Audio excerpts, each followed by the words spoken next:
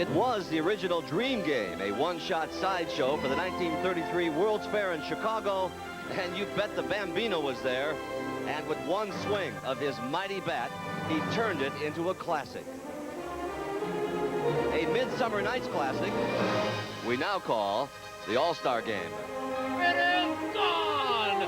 Home run, Cal Ripken. We're tied at 3. Ken Griffey on the run. He leaps and makes a spectacular catch. Ricky Henderson steals third base, number 939. Yes, sir. Let's admire this one. Home run, Joe Carter.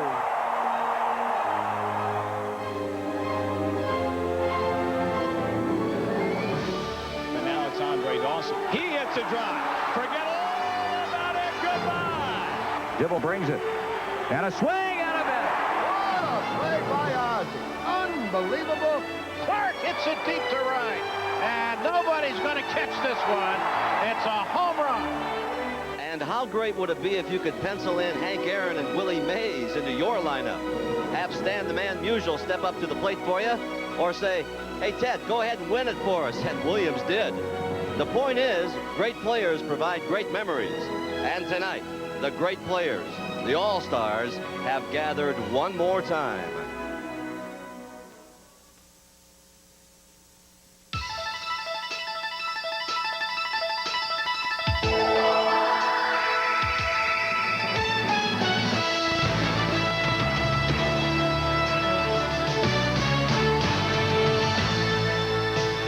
Well, we looked it up for you.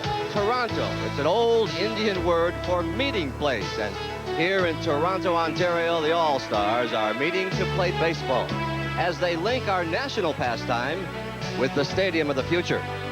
My friends, this is Skydome. 50,000 seats, 5 restaurants, a health club, and yes, even a hotel. Now, sure, every hotel has television. Most even have cable. But where else can you check into your room and check out a game? So come on in, right through the lobby. It's sort of like the song says. You can check in anytime you want, but after you see this, you may never want to leave.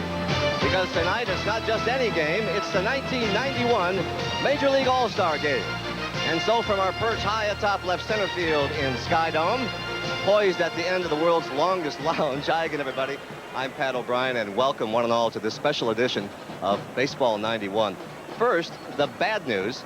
The baseball season is now half over, but the good news is we've still got another half to enjoy, and tonight we get to have some fun with some of the greatest players in the game and lineups that you, the fans, helped create. And so as we get right to work here, a few moments ago, both teams welcomed some very special visitors. This was the scene inside the American League clubhouse. Hey, Harold, how you doing? It's been a while. Glad to see you. How are you? Good to see you. Good to see you. Hanging in there. This is Ricky Henderson? Yeah, I saw Rick down in over in Baltimore a while back. This is Dave Henderson. Yeah, Henderson twins. That's right. Sorry about that. Sorry about that. There was some scene in there. American League President Dr. Bobby Brown escorting Canadian Prime Minister Brian Mulroney and, of course, President Bush. Also in that American League clubhouse, the first brothers to start on the same All-Star team since the DiMaggio's back in 1949. And our Tim McCarver is with the brothers Alomar. Tim? Pat, here with the Alomar family. Sandy, you weren't that excited about playing baseball when you were younger. Why not? Well, I thought baseball was in front of me anytime, and God gave me that talent, so I thought that that time it was kind of boring, but I was doing a lot of dirt biking, a lot of taekwondo, and I felt more interested for that at that time. Your feelings, Bobby, about starting with your brother in the All-Star game? Oh, yeah, I feel real happy to play with my brother. I think so we deserve this. We've been, not only good player, we've been good person, and that's the main thing for us to be here in the All-Star game. Julio Franco says he should start. Your thoughts on that? Well, I thought he got the number. He should have started, but I don't vote for myself. The people vote for myself, and he had to be happy because he's here in the All-Star game. And if he want to start, I'll let him start. I just want to be here and have fun. And Papa Alomar is here tonight, but this is the part of the family tree that these guys will be using for the American League tonight. Pat?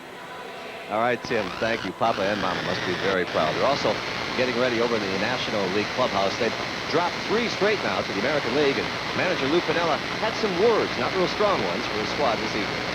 Now, we're going to have some fun tonight. I'm going to use as many people as I possibly can. We might have to hold 1 or 2 pitchers back or a player or 2 back at most. But I know this is a game where you guys deserve to be here, and we're going to use as many people as we can. Now, it doesn't mean that we don't want to win. I got a message from the league president today. He called me in my room and he says, look, I'm 0-2 since I've been in the league, so he says, let's get the first win. Atlanta left fielder Tom Glavine, who spoke earlier in our gym time. You get the word you're going to start the All Star Game. What kind of thoughts have been dancing through your mind since you heard that? Nervous excitement.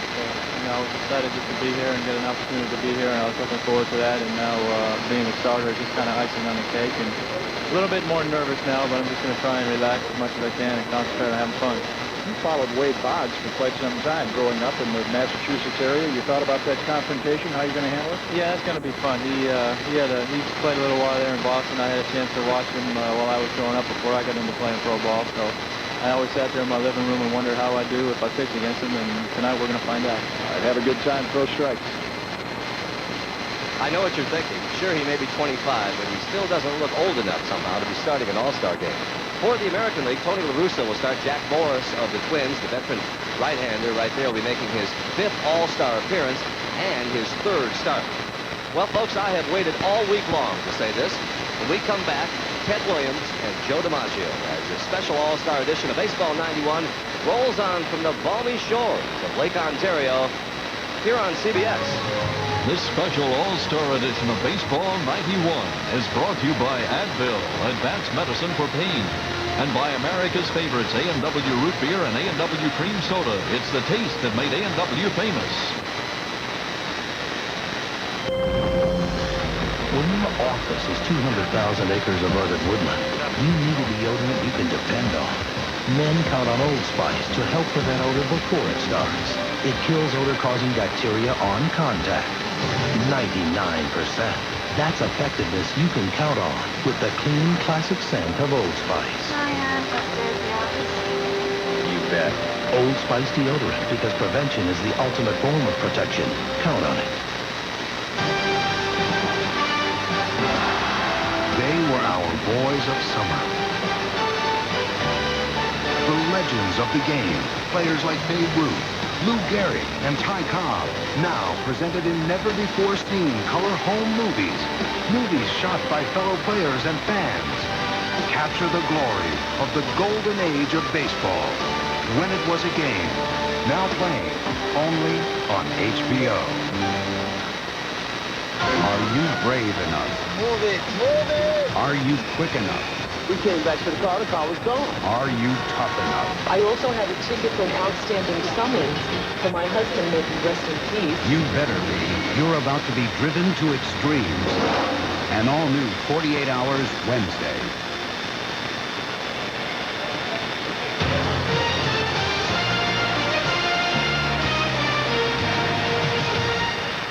Welcome back. Of course, there are all-stars and there are all-stars. 50 years ago, Ted Williams and Joe DiMaggio electrified baseball fans everywhere, including a fellow Hall of Famer, our own Jack Buck, who joined them last night to talk a little baseball. Yeah, I look at that swing up there of Joe DiMaggio, Ted Williams. That was some swing, some finish, wasn't it? Well, I should say it was. I never saw a better right-handed hitter, and never saw a better player. All due respect, I have to say, to Willie Mays, who is one of the super players. Well, we have it on record, Joe. Ted Williams thinks you're the greatest baseball player you ever saw. I'm going to say this one. Say the same thing. But when he goes out, greatest hitter I've ever seen. Yeah. Do you believe that he's the greatest hitter you ever seen? I think 56 consecutive games and hitting safely way back in 1941. Golden Joe DiMaggio. Joe DiMaggio, we want you and I. He tried the mark at 44, July the 1st, you know. Since then he's hit a good 12 more, Chilton Joe DiMaggio. Joe DiMaggio, we want you and I. Can you imagine what it would have been like, what it would be like today, trying to set that record? They'd have been in the shower with a camera with you, wouldn't they? I think that too. You know, it was tough enough as it was with all the writers we had and all the radio, you know, the same ladies.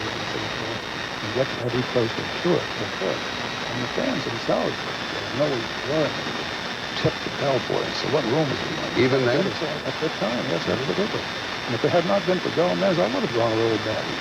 Gomez was a very, very good helper. He had a great sense of humor and so forth. And he just ran the roadblock. He was very good. What do you think of that streak, Ted? Were you watching it, and while he was hitting in 56 consecutive games, you had a batting mark of .412. Well, you see, he had all the excitement of the summer because every day was a monumental day.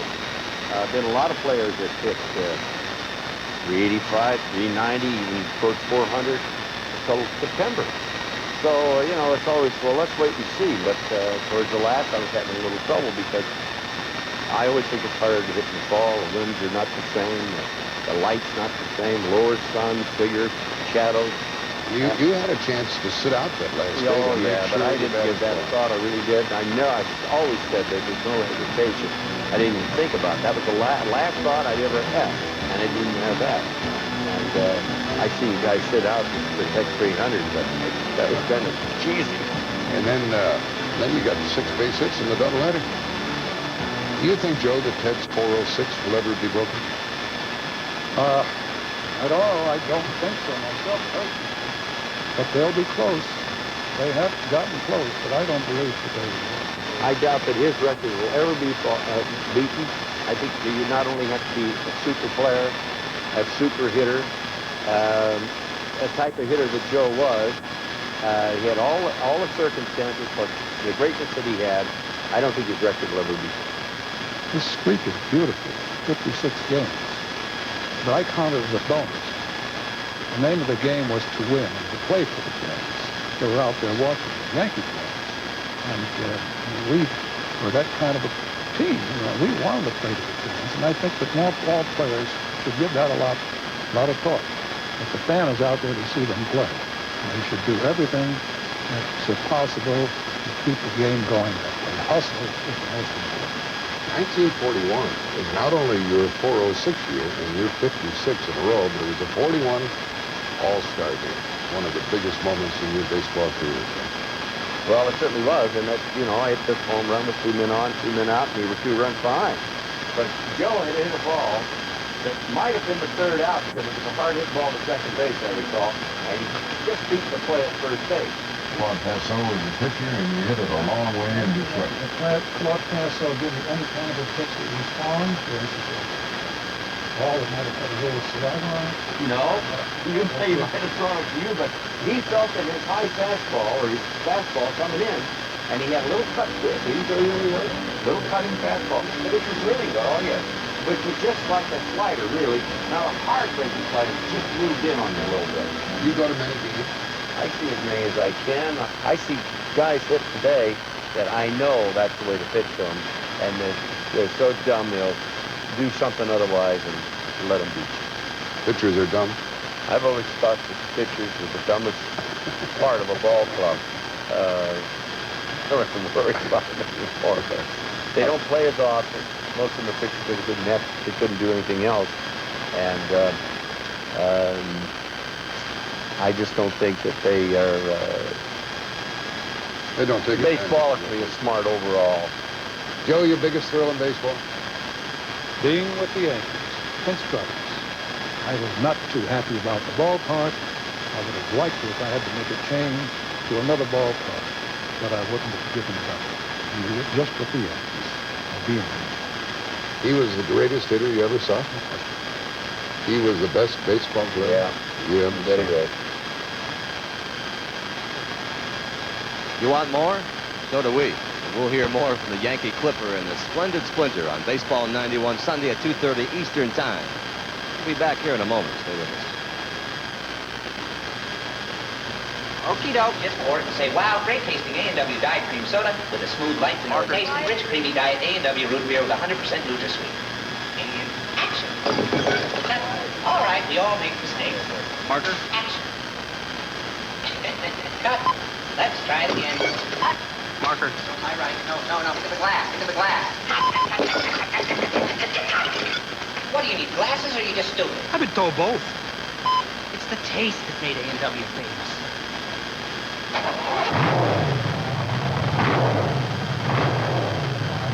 Speed. For some, it's life. Racing is in the blood.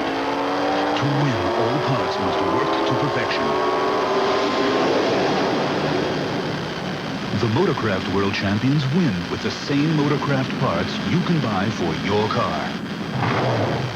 Motorcraft quality parts from Ford. Today, a guy losing his hair can choose between being the man he wants to be You look great with hair.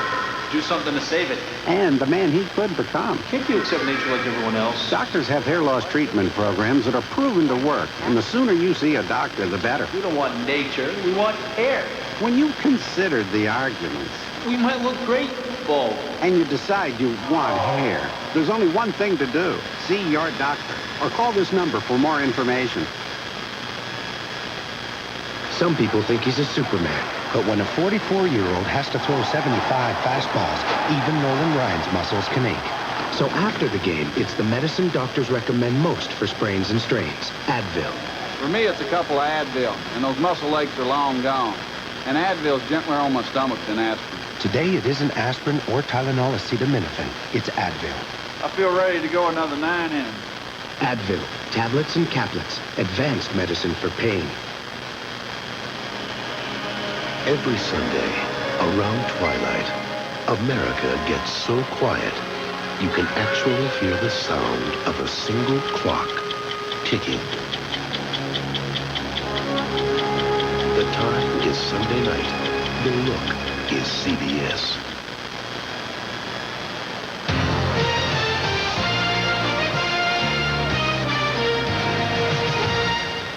Well, the postcard people might want to take these pictures and put them on a postcard somewhere and mail them all over the world, as we are right now, because this is some beautiful sight here at the Skydome in Toronto, Ontario. And the All-Stars are getting ready to play the All-Star Game tonight. And tonight it's now time to meet the stars. And to do the honors, we turn it over to our public address announcer, Murray Eldon. And now, ladies and gentlemen, it's time to meet your 1991 All-Stars. First, the trainers, coaches, and non-starters for the National League. The trainers, first from the Atlanta Braves, Dave Persley. From the Philadelphia Phillies, Jeff Cooper. The batting practice staff from the Cincinnati Reds, Sam Perlazzo. Jackie Moore.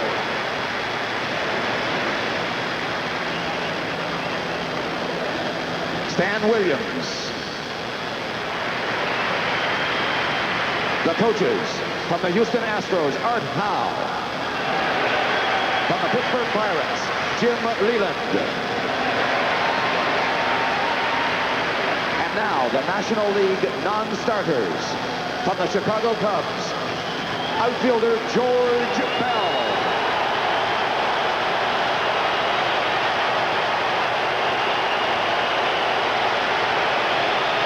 From the Cincinnati Reds, infielder Barry Larkin.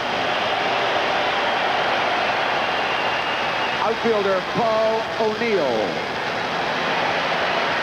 Pitcher Tom Browning. Pitcher Rob Dibble. From the Houston Astros, pitcher Pete Harnisch. In the bullpen, catcher Craig Biggio. From the Los Angeles Dodgers, infielder Juan Samuel. Outfielder Brett Butler. First baseman Eddie Murray.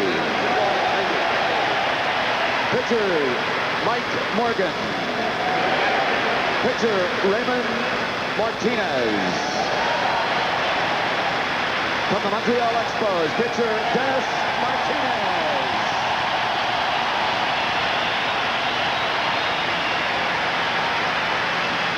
From the New York Mets, third baseman Howard Johnson. Pitcher Frank Viola. From the Philadelphia Phillies, first baseman John Kruk.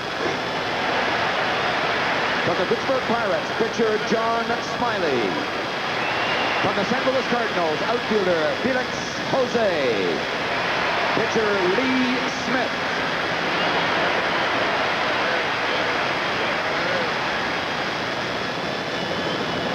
And now, your American League trainers, coaches, and non-starters. The trainers from the Chicago White Sox, Herm Schneider. From the Toronto Blue Jays, Tommy Craig.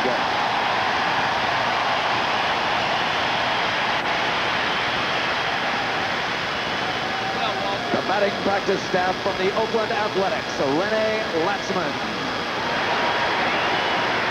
Tommy Reynolds. Well, Carney.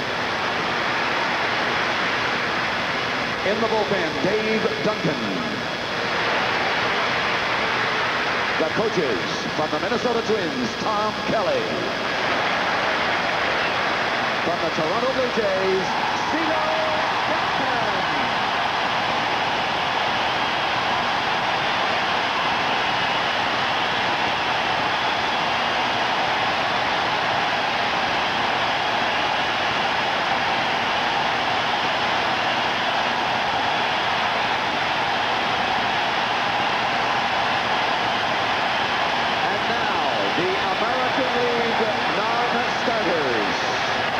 Boston Red Sox pitcher Roger Clemens.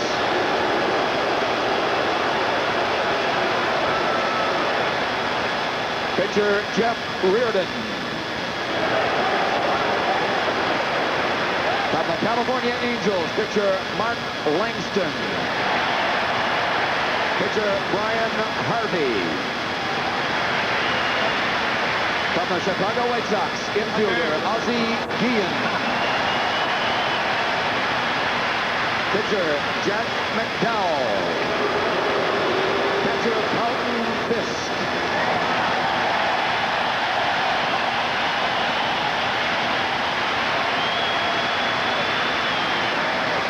From the Milwaukee Brewers, infielder Paul Molitor. From the Minnesota Twins, outfielder Kirby Puckett.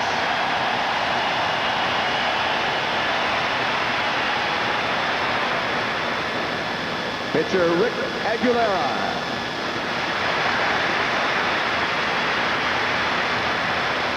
From the New York Yankees, pitcher Scott Sanderson. From the Oakland Athletics, outfielder Harold Baines. Pitcher Dennis Eckersley. From the Texas Rangers, second baseman Julio Franco. Outfielder Ruben Sierra. First baseman Rafael Palmeiro. From the Toronto Blue Jays, outfielder Joe Carter.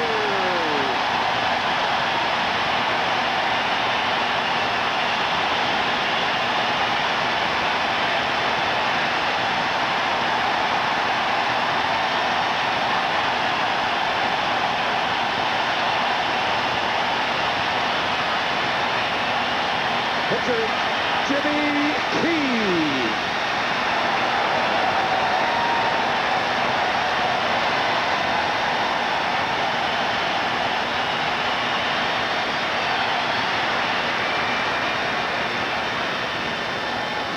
And now, your National League starting lineup, beginning with manager Lou Piniella.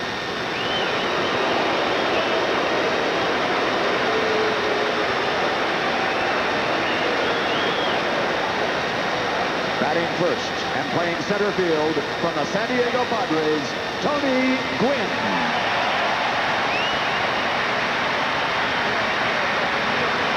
Batting second from the Chicago Cubs, playing second base, Ryne Sandberg.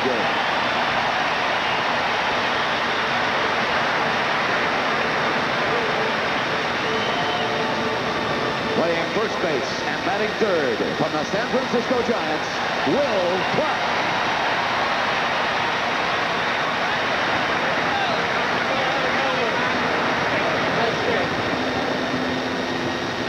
Batting fourth, the designated hitter from the Pittsburgh Pirates, Bobby Bonilla.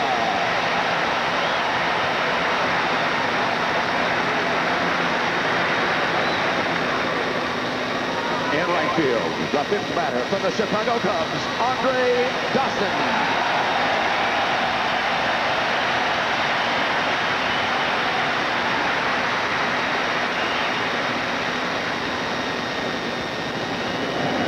Batting sixth and playing left field from the Montreal Expos, Ivan Calderon.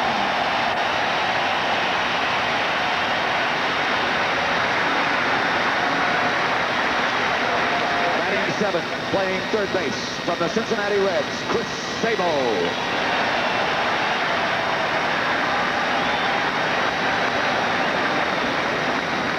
Batting eighth, from the San Diego Padres, catcher Benito Santiago.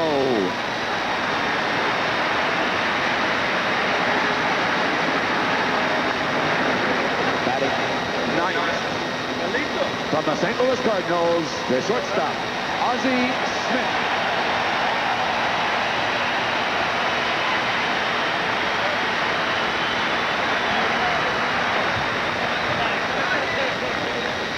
And the National League starting pitcher, Tom Glavine.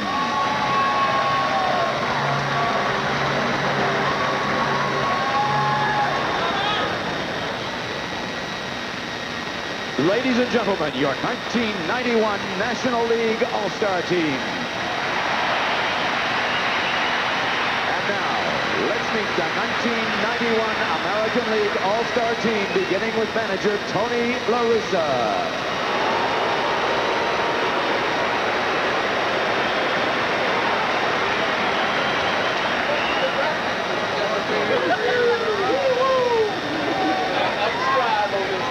Leading off and playing left field from the Oakland Athletics, Ricky Henderson.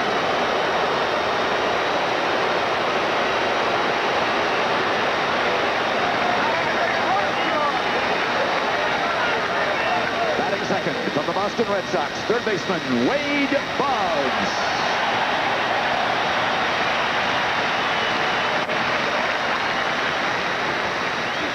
Batting third from the Baltimore Orioles, shortstop Cal Ripken Jr.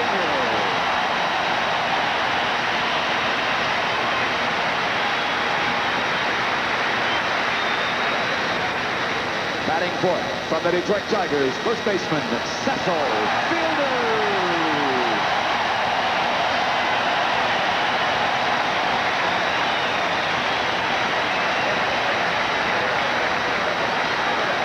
Fifth from the Kansas City Royals, the designated hitter, Danny Tartable.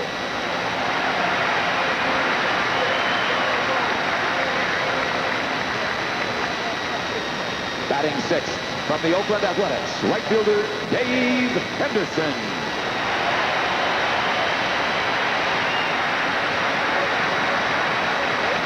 They don't go to Hinder. Batting seventh from the Seattle Mariners, center fielder Ken Griffey Jr.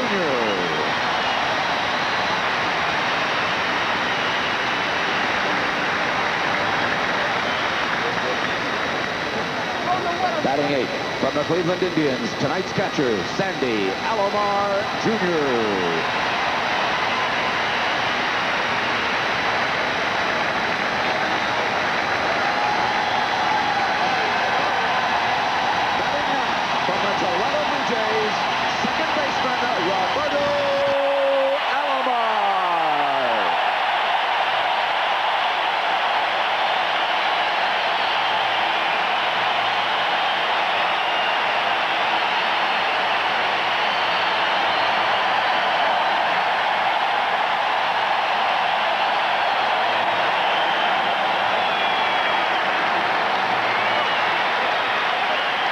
Tonight's starting pitcher from the Minnesota Twins, Jack Morris.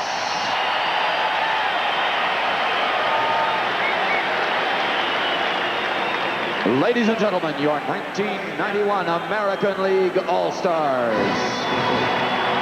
What a thrill for them and for all of us as our CBS Sports coverage of the 62nd Major League All-Star Game will continue for kids of all ages after a word from your local station.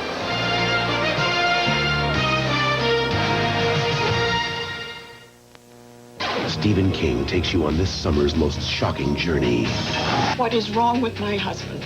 from the master of mystery, Golden Years, next Tuesday. Laurel and Hardy, Abbott and Costello, Morton and Hayes. Never heard of him? You will. Morton and Hayes premieres Wednesday, July 24th. This is CBS. This baby is going to have a very special year of first steps, first words, first smiles. And none of these firsts will ever happen again. Now, if you were this baby's parents, which film would you choose? No other film in the world gives you truer color than Kodacolor Gold film. Win a grand Chicago-style weekend for two by entering the Kodak Chicago Show Your True Colors photo contest. Details and entry forms available at all participating Kodak retailers. You see? What did I tell you? Chicago is being invaded by people from New York and L.A. who want our old style and old style life. Why? Because they don't have a double brewed beer with a big taste. That's why. Look at the outfits on these guys. They think we dress like that? Yeah, but they're not going to get away with it. Well, who's going to stop them? Me. Remember, the old style you drink is one they'll never get. Hey, you big dummies, look what I got. Huh? Go ahead. Walk. Carry it. Old style. It's our great beer, and they can't have it. Saturday night, Chili's Grill and Bar. My family and I decided to check out the menu. I was eyeing the old-timer with cheese, but decided on the baby back ribs instead. The kids ordered the fajitas and the chicken sandwich. My wife was enjoying the grilled tuna salad with ranch dressing. We were stuffed. So we dropped the curtain on a wonderful night. All-Star Golf. See who's teeing off with Michael Jordan after the game. Welcome back to the Skydome on this night of All-Stars. We look at Rod Carew standing next to Henry Aaron. Right now it's my pleasure to send you 400 feet, that is 125 meters, to the man along with Tim McCarver, who will call the game for us tonight, Jack Buck. Good evening, Jack, and I don't mean to be accusatory, but just where were you on the night of July 17th, 1941? Believe it or not, Pat O'Brien, I was a real little kid sitting in the bleachers in the Cleveland Stadium that night doing play-by-play. My brother Earl was telling me to shut up, and we saw the Cleveland Indians, Al Smith and Jim Bagby, Ken Keltner, and Lou Boudreau stop Joe DiMaggio's hitting streak that evening at 56 consecutive games. Keltner with two great plays behind third. Tim McCarver and I had the pleasure of seeing Ken Keltner up in Milwaukee a couple of weeks ago. And then Lou Boudreau made a good play on a bad hop late in the game, and poof, went the hitting streak. And I'm sure all of you good baseball fans know that same year, 1941, Ted Williams batted .406. He is the last player in baseball history to ever hit over 400. You saw some of it at the beginning of our telecast here tonight. I had the pleasure last night of being in Washington, D.C., chatting with Ted Williams and Joe DiMaggio. We talked for 52 minutes. You saw some of it tonight. You'll see some more of it next Sunday afternoon on our CBS baseball game with California playing the Yankees. You like goosebumps? We've already had quite a few here this evening. We're going to get some more because the PA announcer here, Murray Eldon, is about to introduce the Splendid Splinter and the Yankee Clipper.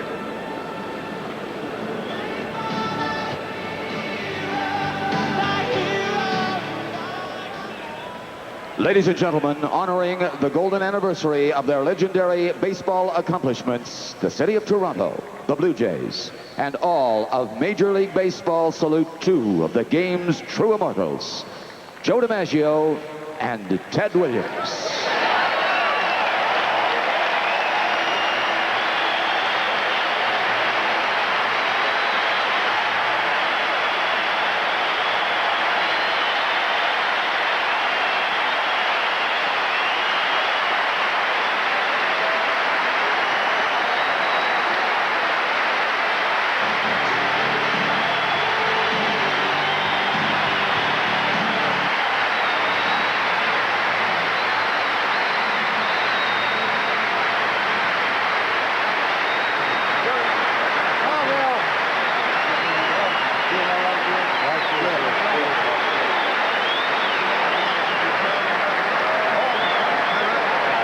Ladies and gentlemen, please rise as we honor the two great nations in which Major League Baseball is played.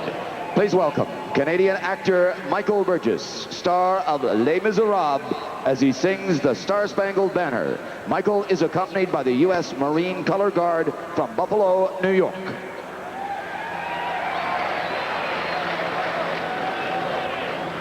Oh, say, can you see by the dawn's early light what so proudly we hailed at the twilight's last gleaming, whose broad stripes and bright stars through the perilous fight o'er the ramparts we watched were so gallantly streaming, and the rocket's red glare, the bombs bursting in air, gave proof through the night that our flag was still there. Oh, say, does that star-spangled banner yet wave o'er the land of the free and the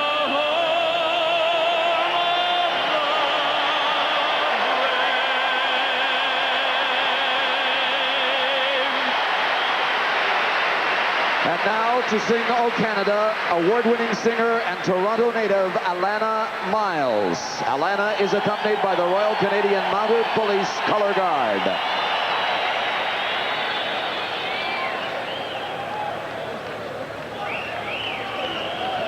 Oh, Canada, our home and native land, true patriot love in all thy sons' command. With glowing hearts we see thee rise, the true North strong and free. From far and wide, oh Canada, we stand on guard for thee. God keep our land glorious and free. Oh Canada, we stand on guard for thee. Oh Canada, we stand on guard.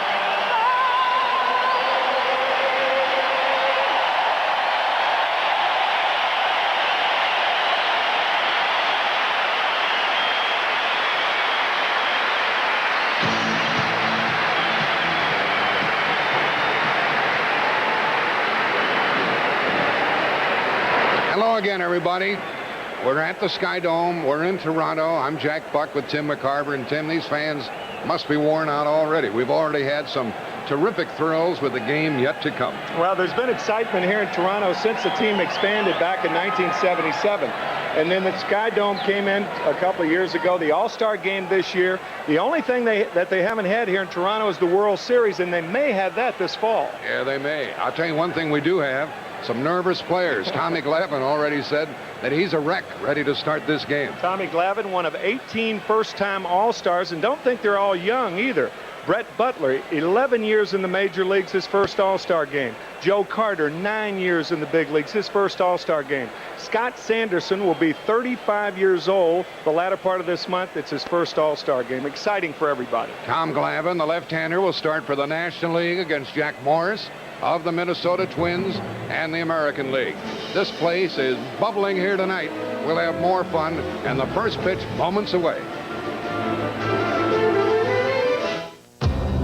For the past 2 years, more hardworking truck owners switched to Chevy than to any other truck. And now Chevy full-size pickup is America's best-selling truck. Number one, for one simple reason. They work. The heartbeat of America. Chevrolet. Today's number one truck is Chevrolet. Columbia Pictures presents a powerful new film Y'all want to see a dead body? that will open your eyes We all gotta go sometime, huh? and your heart. I wanna do something with my life, all right? I wanna be somebody. Roger Ebert calls Boys in the Hood a tremendously life-affirming story, a film of enormous relevance and impact. Young brothers like yourselves, you have to think about your future. Boys in the Hood, rated R. Starts Friday at a theater near you. The Rothmans' brand new family room is there because a State Farm agent was there with a family insurance checkup. You see, State Farm agents keep in touch to help keep your car, your home, and your life insurance up to date. Just a month after we added more coverage on the Rothmans' home and its contents, it was devastated by a fire. But thanks to our checkup, the coverage was there, and for the Rothmans, it made all the difference. And like a good neighbor, State Farm is there. This bench gets a professional finish with Krylon spray paint. No runs, no drips, no errors. Dries to the touch in minutes. The other brand's still tacky. Wow! What a game! Good game, Mr. Euchre. Hey, she's a lot tougher than she looks. For a fast, smooth, professional finish, get Krylon. The race is on to make batteries that last longer. And today's Duracell batteries can even outrun the ones we made just a few years ago. Today's Duracell. You can't top the copper top. We are accompanied tonight by the Fuji Blimp, and there's a view of some of Toronto, one of the most beautiful cities in North America. The ceremonial first pitch tonight was delivered by Ferguson Jenkins, who 7 times won 20 or more. He is Canadian-born, and he'll be the first Canadian-born to enter the Hall of Fame. That will happen on July 21st. And he still throws a pretty good arm, but not that good slider low and away like he used to throw, Tim. Slider low and away to right-handed batters. 7 20 game seasons that he won, primarily with the Chicago Cubs, the Texas Rangers. And the National League will be coming up there first to bat frequently because of the dominance of pitching, and because these hitters are facing a different pitcher almost every time. The games are low scoring. But, Tim, I've seen some balls fly out of this park yesterday in the home run contest and here in batting practice tonight. Well, Cal Ripken Jr. yesterday hit 12 of 22 out of the ballpark. 12 of 22. Unbelievable. The plate umpire tonight is Joe Brinkman. John McSherry of the National League is at first. Ken Kaiser of the American League at second. Jim Quick at third. Those are the American League umpires, and here are the National League umpires. McSherry, Jim Quick at third base, and Greg Bonet in right field. And while we're talking about umpires, we certainly give a kind thought to Steve Palermo, and his fellow umpires are dedicating this game to him as he recovers from a gunshot wound. That was tragic indeed. The starting pitcher tonight is from the Minnesota Twins, longtime of the Detroit Tigers, and Jack Morris is having a wonderful season with a mark of 11-6, and those are strange-looking shoes that he's wearing, Tim McCarver. Wearing those shoes, they're all black for Scott Sanderson, the rookie of the Minnesota, or Scott Erickson, I beg your pardon, the rookie of the Minnesota Twins. Every time Erickson pitches, it is the day of death.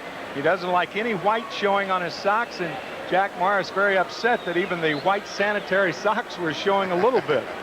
So Scott is on the disabled list and can't be here, but we think of him and congratulate him on what he has done so far, and he'll be back shortly. I'll tell you who is here backing up Jack Morris. Ricky Henderson will be the left fielder. There's Ricky. Ken Griffey Jr. from Seattle in center field. Dave Henderson in right field with the Oakland Athletics. The Boston Red Sox, one of their representatives, Wade Boggs at third. Cal Ripken Jr., the shortstop, leading the American League in hitting. Roberto Alomar at second base, one of the two brothers we interviewed earlier. Cecil Fielder, leading the American League in home runs with 21, tied with Jose Canseco, Sandy Alomar Jr. behind the plate, and Morris on the mound.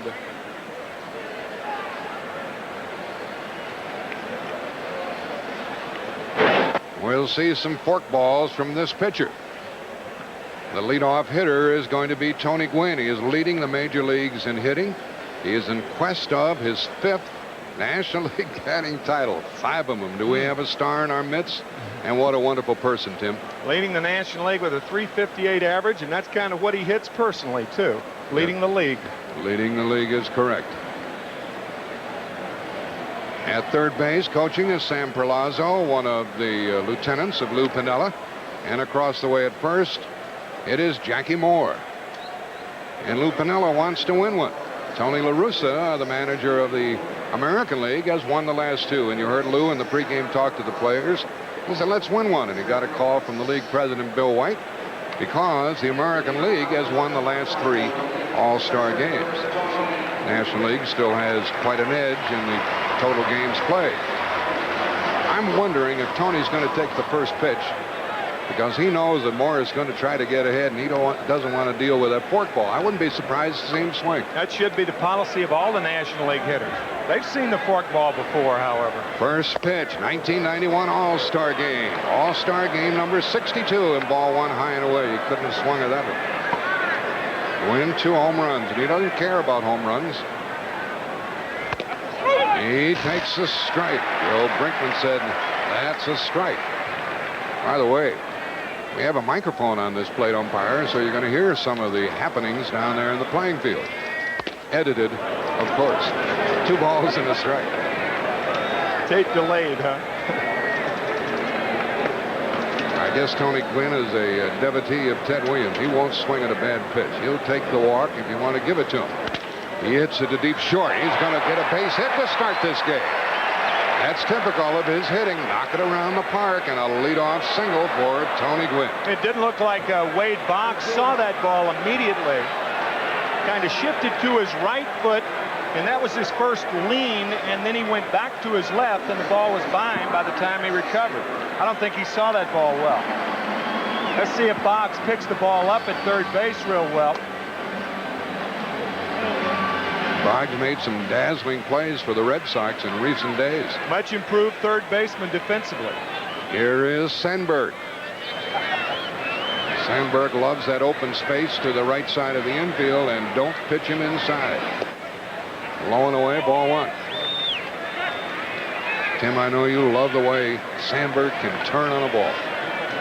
He's one of the more deadly inside hitters in the game. 187 career home runs as a second baseman, and remember, his first year with the Cubs, he was a third baseman.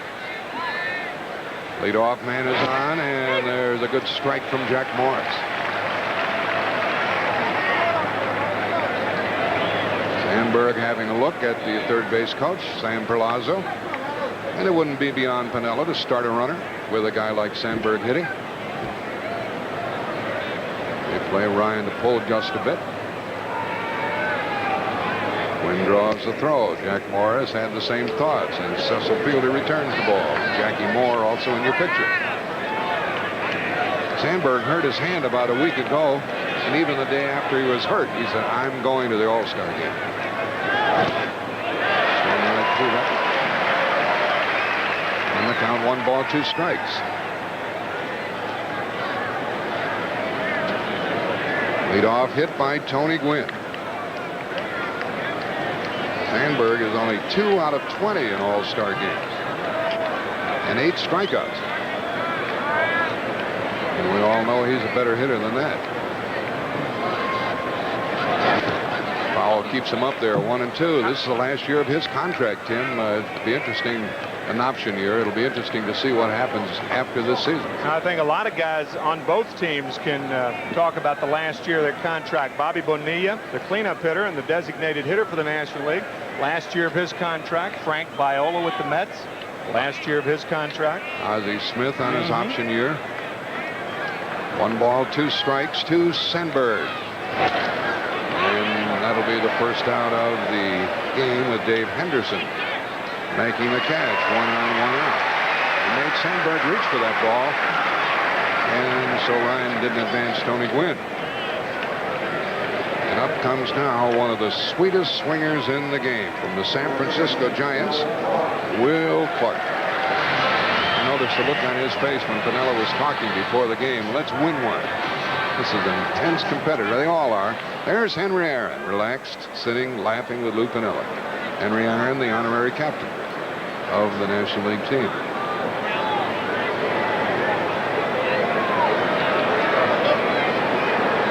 Wynn is not a big threat to steal a base, but he has stolen 6 this year.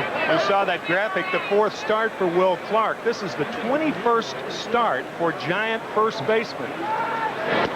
Ball one high outside. Keep in mind, this is the 62nd All-Star game, so starting for the National League in about a third of the games, actually a little more than a third of the games, have been Giant first basemen.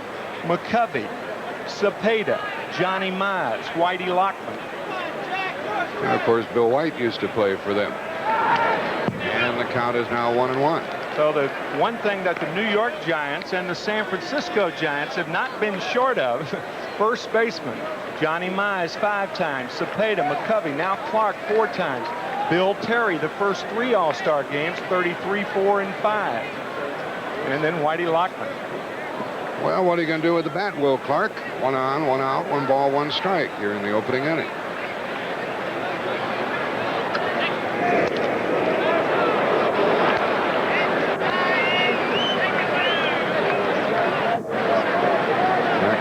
A strong performer. He has half a dozen complete games under his belt this season.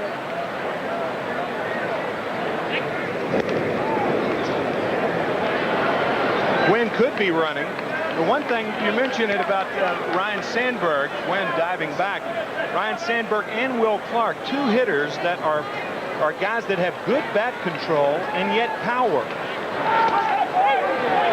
Caught the corner, and it puts Clark in the hole, 1 and 2. A lot of times powerful swingers lose a little bat control in the process, and guys with bat control don't have a lot of power. But Clark and Sandberg combine both.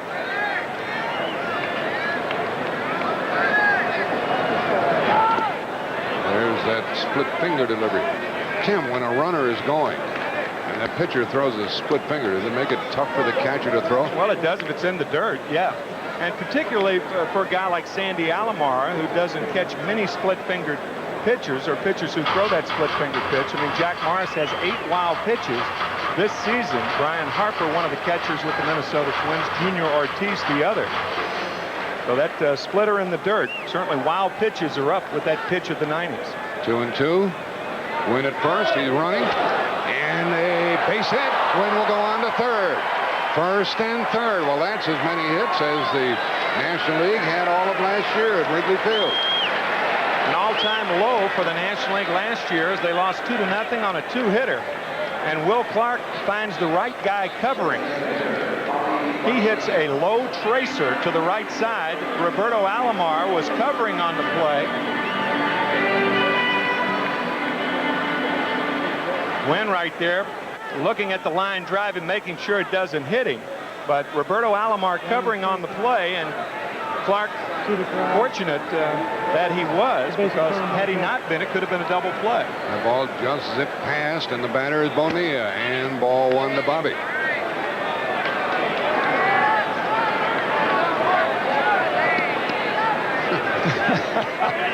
One would think that Alomar would be covering with Gwynn running. But he was staying, wasn't he? Yeah. Bonilla wrapped himself in the head, and now wraps the ball and knocks Jack Morris down. And the National League leads 1-0 on their 3rd hit of the inning. And let's hope Jack Morris is okay. We have had some injuries in All-Star games in the past, and we certainly don't want any here. There's not much sympathy in the National League dugout, is there? Bonilla single and an RBI, 1-0 National League. You hope that line drive got the sole of the shoe as opposed to the foot. I mean, that ball hit with resounding authority, a little one-hopper. And on the artificial surface, of course, a little faster than on grass. Morris appears to be all right. You'll see Morris's reaction once he is hit. And he's smiling about it. I mean, he can't be hurting. Look at him. Look at Bonilla. Morris hit in that area where there's Little White showing. Well, we mentioned it early, Little White showing. He's wearing those black socks in honor of Scott Sanderson, and that white showing was a baseball. Well, he's going to be all right, and that's good news. Back in 1937, we had one just like that when Earl Averill lined one off the foot of Dizzy Dean. That was the start of the downfall of Jerome Dizzy Dean. Well, in the 1950 All-Star Game, Ralph Kiner's drive in the first inning caught by Ted Williams. He broke his elbow, played the rest of the game, but was out with the Red Sox until September 15th, and the Red Sox ended up losing that season to the Yankees by 3 games. Well, fortunately, Jack Morris is okay, but unfortunately for him, he has to pitch to Andre Dawson, and he is talking to the catcher. Here's that 1950 play with Ralph Kiner batting in the first inning, Comiskey Park. Ted Williams in left field made the catch. You can see him grimace with pain. He broke his elbow, played the rest of the game, and was out until September 15th. But Jack Morris is all right, except for his first inning situation. He's given up a run. Clark is at second, and Bonilla with the RBIs at first, and Andre Dawson the batter. Ball 1. There they are. Infielders at double play depth. Dawson usually gets the ball up in the air. He has that uppercut swing. 1-1.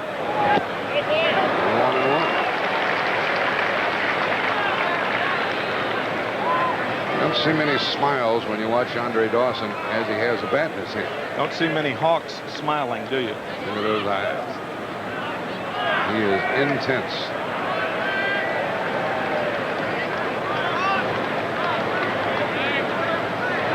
He waited for that one, had a heck of a swing and fouled it back.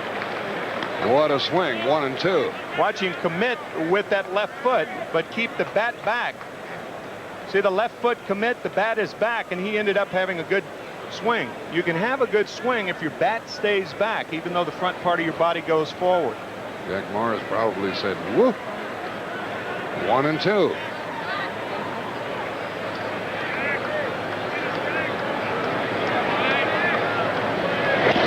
And a ground ball to third. Might be a double play. They got 1 and 2. A double play in the inning is over. Quite a pivot by Alomar at second base. 1 run on 3 hits and 1 left for the National Leaguers.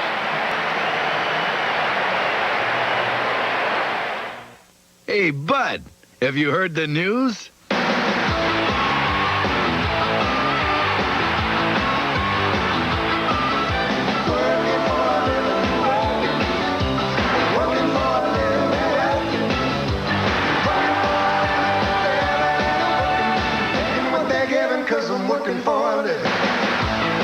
Catch Huey Lewis and the News Hard at Play Tour, brought to you by the King of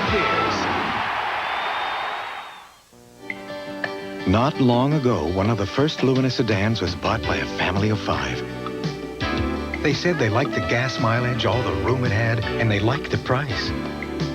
Since then, the Lumina sedan has quickly become the best-selling new car name in America. Apparently, a lot of people are winning with the heartbeat of America. That's today's Chevrolet. Now it's easy to win with a heartbeat.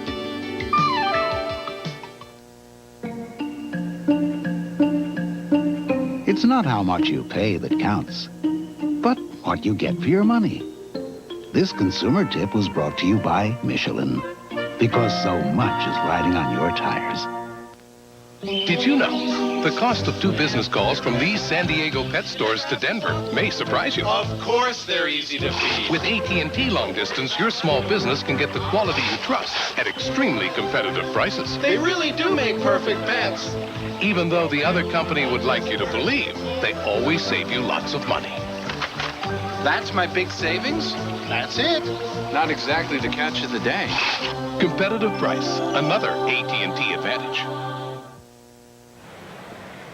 CBS Sports coverage of the 62nd All-Star Game from Toronto is brought to you by today's Chevrolet, who invite you to see why more people are winning with the heartbeat of America. Coca-Cola Classic, you can't beat the real thing. AT&T, the right choice. And by Budweiser, with that clean, crisp, cold taste, nothing beats a Bud. Pretty picture here in Toronto. Way down there on the pitching mound, making his first All-Star Game appearance, is the base stater from Massachusetts, Tommy Glavine. He leads the National League in earned run average, 1.98. He's 112, lost 4.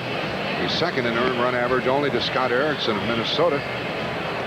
Defensively for the National League, Ivan Calderon, the left fielder. When Darryl Strawberry said he would not play, Calderon was named as the starter. Tony Gwynn in his 4 Gold Gloves in center. Andre Dawson in right field.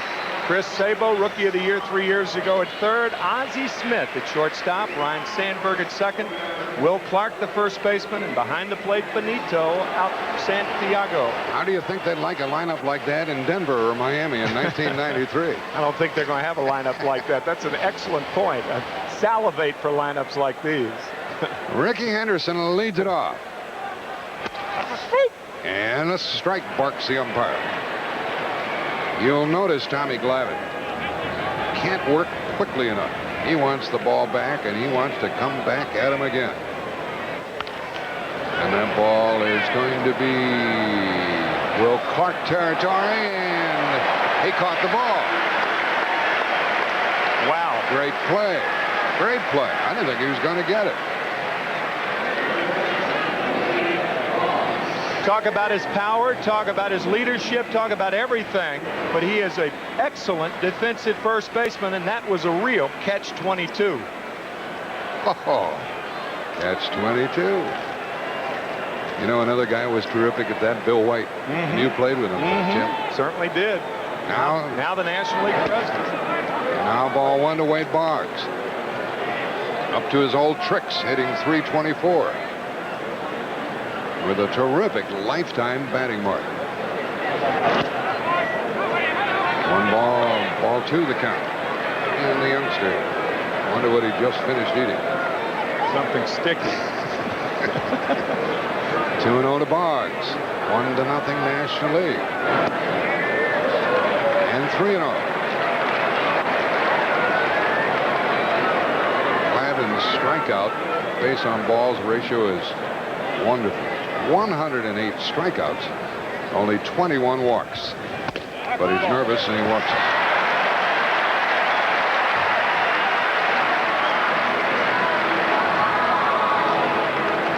Another fellow who's having a wonderful season is the Minnesota manager, Tom Kelly. He's coaching at third. And what an ovation. You heard it for Cito Gaston, the head man of the Blue Jays. He's coaching at first. I think the interesting thing about the crowd before the game, when they introduced the National League, the crowd gave ovations for National League players that had played formally in the American League, and that was really nice. And a robust mixed greeting for George Bell when that happened. Here's Cal Ripken Jr. That was to be expected. Playing every day has certainly hurt the performance of Cal Ripken Jr., hasn't it? Yeah. Leading the American League in hitting with a .348 average, 18 home runs, having possibly his best year ever. There's a hit. It's the first of the night for the American League. Maybe we are going to have some sparks here. First and second one out. Well, who do you want up there now? Ripken in that crouch this year. Last year he was a straight up and down hitter, but he is crouched, and that has helped him immeasurably. Smokes that ball to center field. First hit for the American League. And there is Ripken. At first with Boggs down at second and Fielder at the plate. Cecil walks up and chased a bad ball down and in. Mr. Fielder has 21 home runs.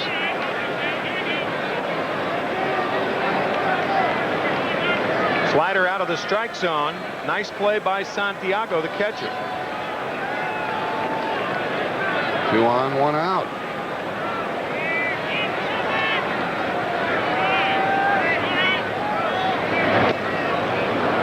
Fooled me once, but not twice with that same pitch. 1 ball, 1 strike. Parks drew a walk with 1 out. And Ripken singled him down to second. And the National League has a run which could be erased by Cecil.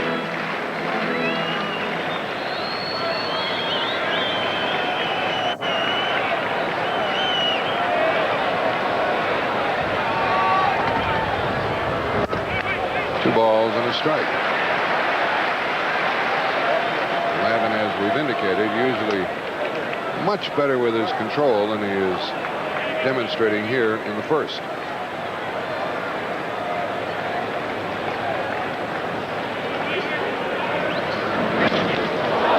It's a foul to the right. That's one thing about Fielder. He can go the other way and hurt you, and not necessarily with a home run. He's a clever hitter. Remarkable that only 5 years ago, Cecil Fielder and Fred McGriff of the San Diego Padres were platooning with the Toronto Blue Jays. And last year, between the two of them, they had 87 home runs, 51 for Fielder, 36 for McGriff. Where is Fred McGriff? He should be here. One of the real injustices of this game, I think. I mean, he was fourth in the voting, popular voting, second behind Will Clark, who is the starting first baseman, but Eddie Murray was named as a replacement. Not that Eddie's not having a great year, but Fred McGriff a little better one. And a strikeout for Glavine on a pitch high and away, the second out of the inning. That typifies Detroit this year, home run or strikeout. And doing well, the Tigers are. Cecil Fielder with 182 strikeouts last year. Waves at the high fastball from Glavine.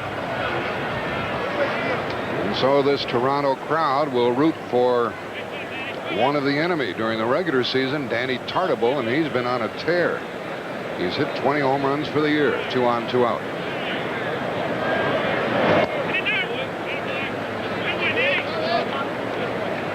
You can hear a little chatter coming from the dugouts.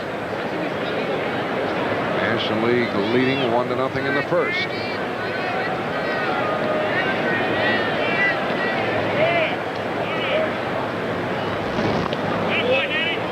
Ball 2.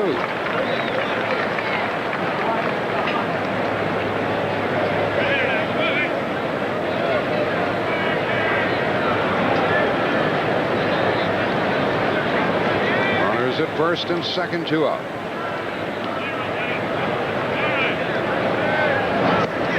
That's a strange number Benito Santiago is wearing.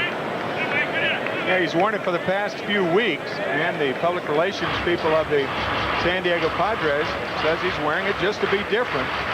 As Tartable goes after what would have been ball 3, a little anxious. You see that in a game like this. Just cut it that one, 2-2. 0-9. It's like 2/3 of an area code. Anything can happen in baseball these days.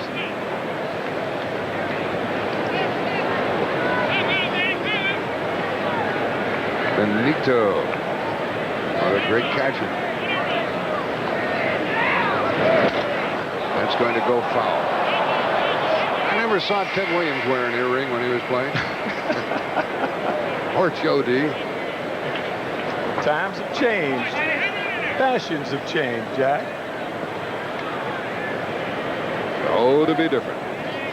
Can he catch? Can he throw? Best throwing arm I've ever seen, and it's remarkable when you consider 2 catchers who were spawned in the San Diego Padre organization starting the All-Star Game this year. They would have started it last year in Chicago, but Santiago had the broken wrist. Strike 3 called on the inside corner. Second strikeout for Glavine, and the National League leads it 1-0.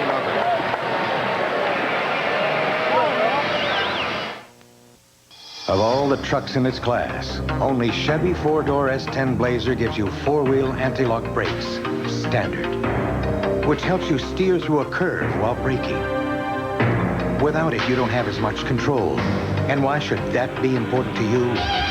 Because in the real world, safety doesn't have to be an option. Chevy S10 Blazer. The heartbeat of America. Today's truck is Chevrolet. They were our boys of summer. The legends of the game. Players like Babe Ruth, Lou Gehrig, and Ty Cobb. Now presented in never-before-seen color home movies. Movies shot by fellow players and fans. Capture the glory of the golden age of baseball. When it was a game. Now playing only on HBO. Here's news. If your athlete's foot won't go away, you could have more than athlete's foot. You could have a secondary yeast infection.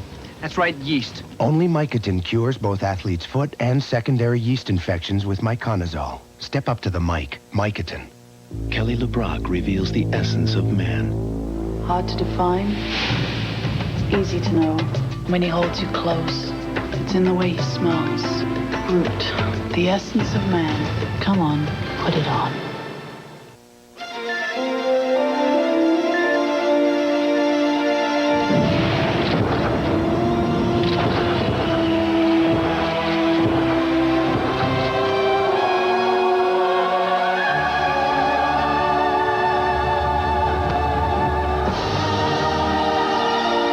When you're reaching for the refreshing, one-of-a-kind taste that's out of this world, you can't beat the real thing.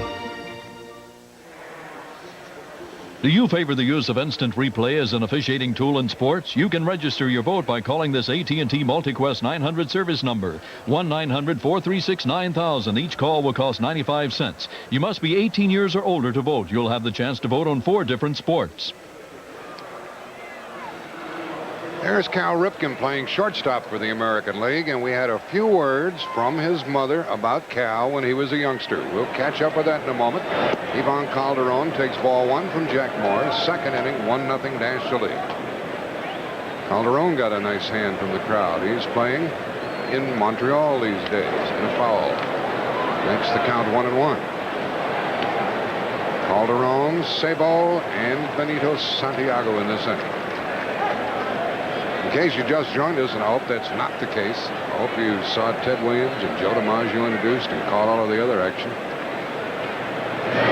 3 hits in the first inning. Wynn, Will Clark, and an RBI hit by Bobby Bonilla.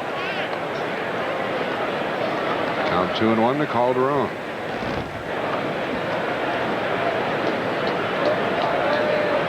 National League dugout. Juan Samuel, Felix Jose, Bonilla, Dawson. Up high, and it's 3-1. I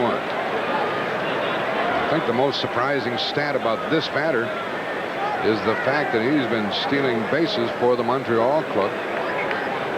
Stealing about as many as Tim Raines, the person for whom he was traded from the White Sox, would have stolen. He has 20, and he's going to be on base. Good piece of hitting there as he waited.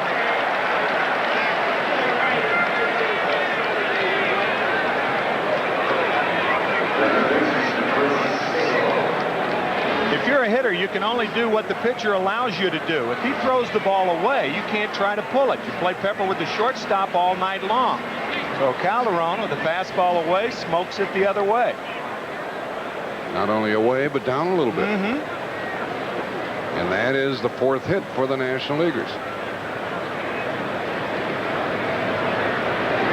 The batter is Sabo of the world champion Cincinnati Reds. Ball 1.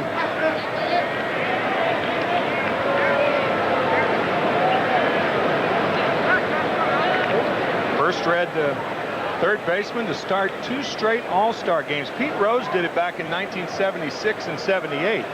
2 of the 3 years. Pete, of course, there you are. Pete, of course, starting the All-Star game in 5 different positions. On a hit and run, they'll miss the runner at second and get Sabo at first, but they did advance the runner. Piniella has him on the move.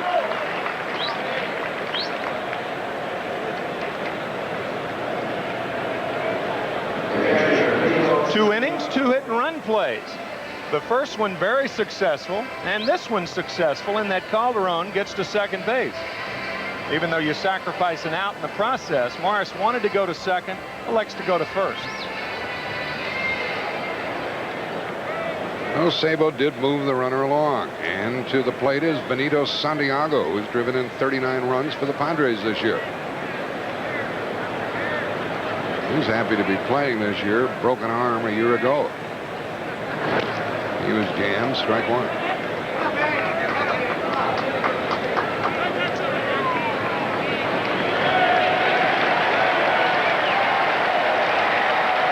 This crowd is revved up and they're having fun. And the National League has 4 base hits and a 1-0 lead, and Santiago could increase that. 1 out. Tonight you're seeing a piece of Americana with DiMaggio and Williams, and a piece of North Americana with Toronto, the host city.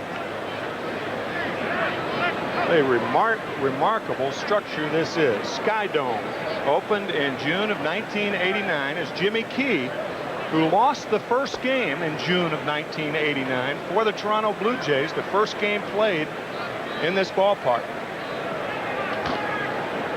So Jack Morris might not pitch the maximum 3 innings. 0-1 to Benito and way high. 1-1.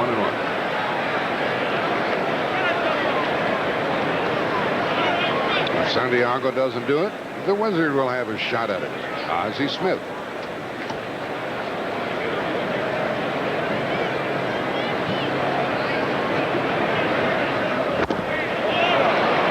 And the count 1-2. Morris has no strikeouts,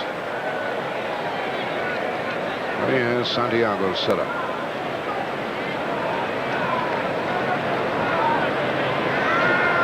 They're keeping a wary eye on Calderon. The ball is foul, keeping it 1-2.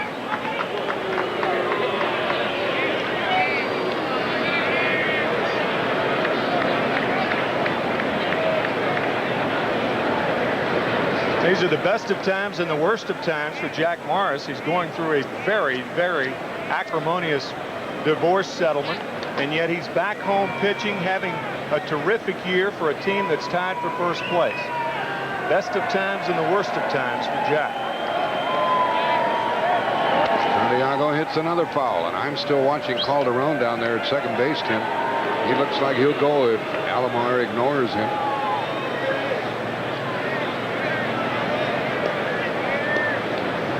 And one of our first looks at Tony La Russa. He is managing the American League All-Stars for the 3rd year in a row and looking for another victory. And if he wins this game, he'll be the first American League manager to win 3 games in a row. Stengel did it 3 years in a row, but he lost the first game that they played back in 1959. There goes a runner stealing, and he stole it as Santiago strikes out. I think Jack Buck has the National League signs. Calderon, we mentioned 20 stolen bases during the year, and this is the best time to try to steal third base with 1 out. You don't try with nobody out. You don't want to make the first out at third. You don't try with 2 outs because you don't want to make the third out at third. And that's why with 1 out, it's the best time to do it, but Santiago ends up striking out for the 2nd out. And it took a good play by Boggs to avoid an error. Ball went way high to Ozzie Smith. And you have noticed that we are using the designated hitter here this evening. Lou Piniella is familiar with that from his Yankee days. Ball 2 to Smith. What a season Ozzie is having. He is hitting .315. And people are wondering if he's going to be in St. Louis next year. He'll be somewhere. And he hits the ball foul. 2-1. Ozzie says, Tim, he wants to play shortstop until he's 40 years old. He's the oldest shortstop in the major leagues right now, 36, so that's another 3 or 4 years. And I think a team would probably go ahead and give him a 3-year contract. I mean, he's playing like he's 26, not 36. Fastball away to Smith. Runner at third, 2 out, 2-2. Fastball away, evens the count. Calderon led off with a single. Sabo moved him along. Stole third as Santiago struck out, and it's up to Smith. 3-2.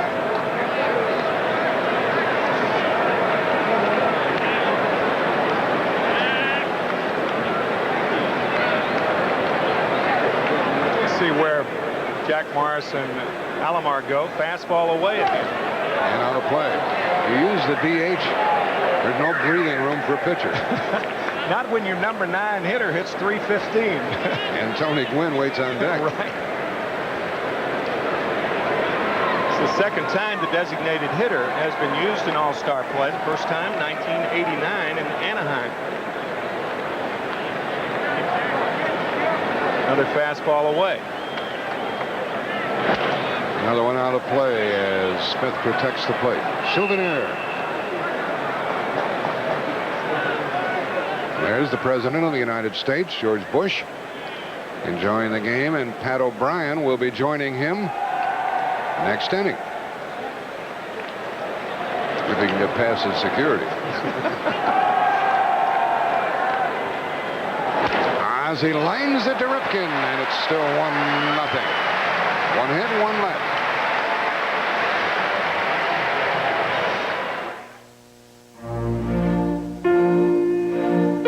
It's happening. Some people are climbing out of their imports and getting into the 1991 Buick Regal sedan. Why? One simple, overwhelming consideration. Quality. Buick quality. It's something you might want to get into yourself. Regal from Buick. The new symbol for quality in America and beyond.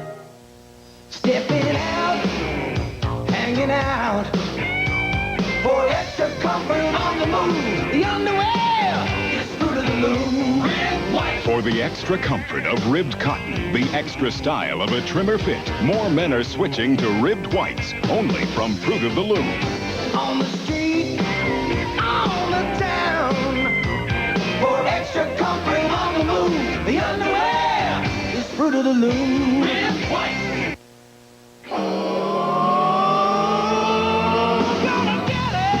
When you get thirsty, there's one thing everybody's got to have. 'Cause deep down, we all want the same thing. The cool, crisp taste, the fluids, minerals, and energy of Gatorade. Gatorade thirst quencher for that deep down body thirst. The Yankee Clipper, George Bush. Had a busy day for the President of the United States. He was in the Rose Garden honoring Ted Williams and Joe DiMaggio with a plaque. Well, thank you all their great accomplishments in 1941. And tonight, the President is in Toronto enjoying a little baseball game. Thank you for joining us, Mr. President. I must say that that protocol dictates that I turn to the Prime Minister first. We are in Canada. And Mr. Prime Minister... I'm a better hitter than the President. Is baseball becoming a North American pastime now? Started in Montreal in '69 with the Expos. They've had a marvelous run at it, and this franchise in Toronto has developed into one of the strongest in the majors, as you can see from the crowd tonight. Your accomplishments, among them, you have become almost the baseball president. You were a great first baseman at Yale, and you love the game. The commissioner tells me you call him and talk about the game. Your son's one of the owners of the Rangers. What is it you love so much about the game? I just love being out here. I know the game fairly well. I like the intricacies of the game, and it's really just being at the ball game, relaxing, watching the play, trying to figure out what they're going to do. It's marvelous. I tried to explain that to the Queen of England, and I'm not sure I got through to her, but it was great. I love it. I relax here. I went to a minor league ball game the other night, Class A ball, the Frederick Keys, and had as much fun almost as seeing this All-Star. You know, one of the great pictures I've ever seen in baseball is the one of you and Babe Ruth when he came to Yale to dedicate a manuscript there. Well, Babe was near the end of his life then, and yes, he presented some of his papers to Yale Library, and I was playing ball at Yale and got to meet him. It was a real thrill. Could hardly talk then. He's ridden with cancer, but everybody knew they were standing in the presence of greatness. I always think of that quote that Babe Ruth said, I had a better year than Hoover. I guess you could say you're having a better year than Hoover, too, huh? I hope so. I hope so. But I just missed... He's a great sportsman, as you all know, and I just missed you in my beloved South Dakota. You caught, what, 6 trout out there? 5, I think. Make it 6. Make it 6. How big were they? Well, no, they were little guys. Thank you both for joining us. By the way, do you guys know somebody? How'd you get these tickets up here? I'm the guest of one of the great men here, Brian Mulroney. Thank you. Mr. President, nice to see you. Enjoy the evening. Top that, fellas. And you folks just saw a big swing by Ken Griffey Jr. after Dave Henderson struck out. Dave is going to go back and find out that while he was batting, Pat was talking with the president and the prime minister. But he struck out, but we caught you, Dave. You'll get him next time. That's Hindu. And Ken Griffey Jr. up. 1 ball, 1 strike, low. Now Glavine has struck out the last 3. He's getting with the program here. 1-0, National League, 2nd inning. We were setting up that camera shot. Pat O'Brien talked about protocol. He said to the president and the prime minister, would you guys mind standing up? You guys. What's he going to say, y'all? High in the air to the center fielder, Gwynn. And that's his 2nd out of the inning.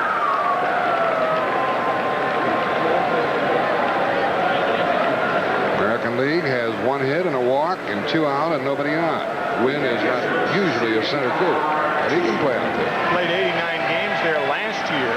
There's a center fielder for you right there. Here's Sandy Alomar Jr. Actually, that was 1989, the last time that Tony Gwynn played 89 games in center field. So 89 and 89. Kim, did you tell me that Sandy Alomar Sr. flew up from Puerto Rico for the action? He's here at the game, right? He is now a traveling infield instructor with the Chicago Cub minor league system, and he's here tonight, yes. 1 ball, 1 strike to Sandy. He doesn't really have all-star stats. No home runs, 4 RBIs, hitting .241, but the fans like him, so here he is. Rookie of the year in the American League last year. And he got jammed, and he flies it out to Tony Gwynn. Glavine has retired 5 in a row, and after 2, National League 1-0. 1, 2, 3, 4.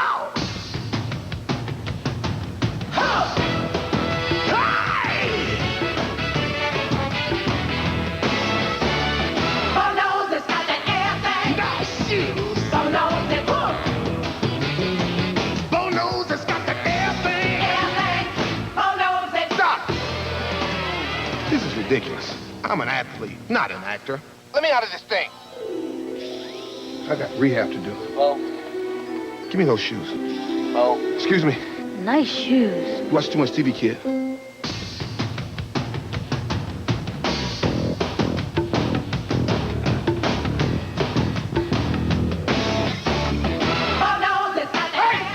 Where's that music coming from?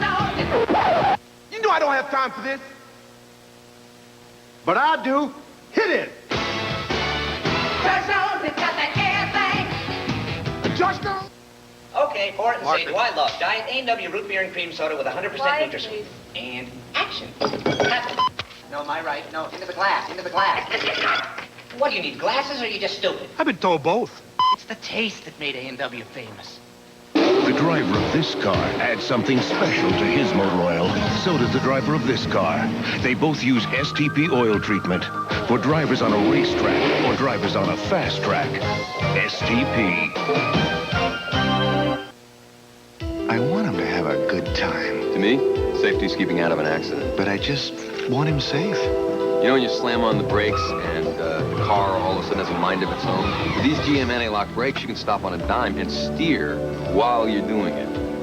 You know, he's only 16. We think quality starts with safety.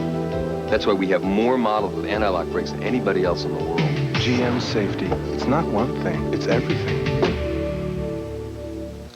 You're watching CBS Sports coverage of the 1991 All Star Game. We've played 2 innings, and they announced Jimmy Key as the new pitcher for the American League. Listen.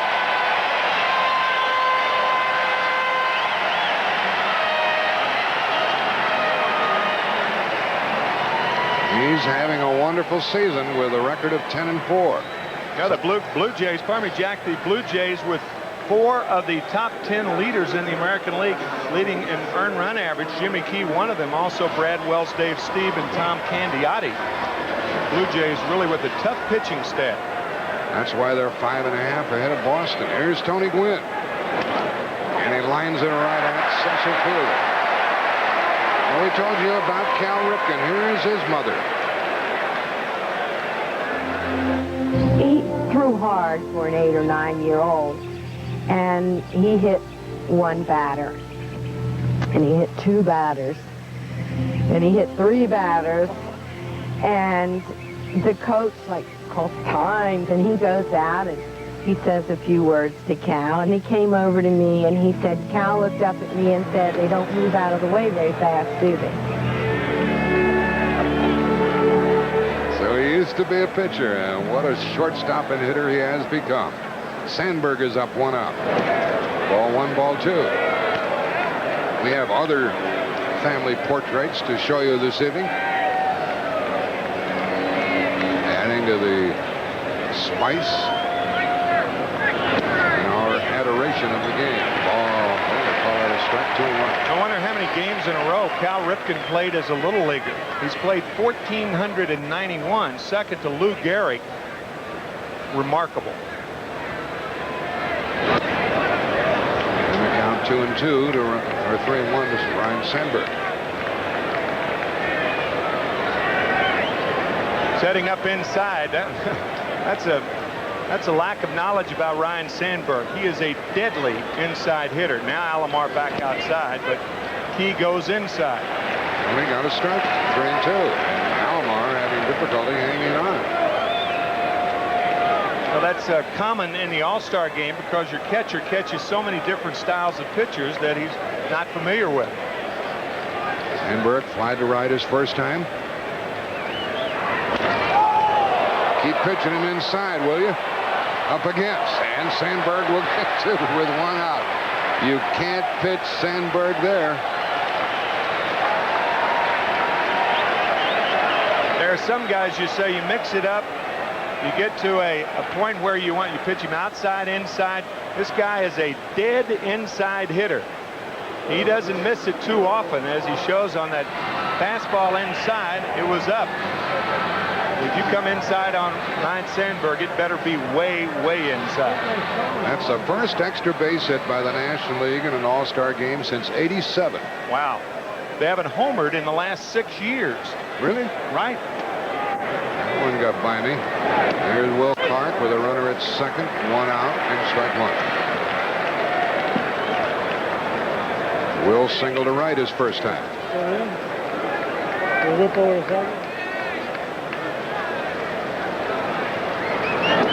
2 years ago, they gave Clark the Silver Spike Award, emblematic of the best collegiate player. They knew what they were doing, didn't they, Tim? Down in Mississippi State, Rafael Palmeiro and that strong hitting Texas lineup now. Palmeiro signing with the Cubs, going down to Texas. Texas ahead in the American League West. Fielder to the pitcher. Key, 2 out, runner at third.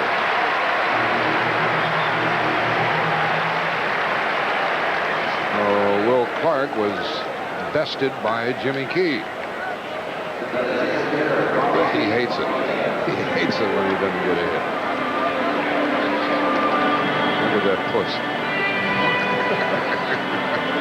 Will the thrill.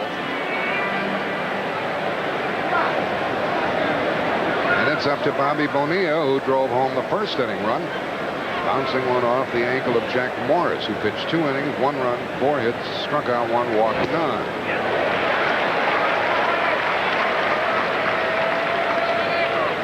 This Toronto pitcher has had some arm miseries in the past, and we're happy to see that he's overcome those and doing well. 1-1. It's Dave Stieb of the Blue Jays that's on the shelf now. And that's what prompted the trade for Tom Candiotti. Roger Clemens now in the pen. They've got to have in the pen. They keep coming at you, don't they? Whew. That's a strange feeling for him to be warming up in the bullpen during a game. And it's got to be even stranger for Jimmy Key. This is his first bullpen appearance since 1986. He'll take it, though. It's an all-star game, right? Right. He has a runner at third, 2 out, behind Bonilla. And a foul, 2-2. National League got a run in the first on hits by Gwynn, Clark, and Bonilla.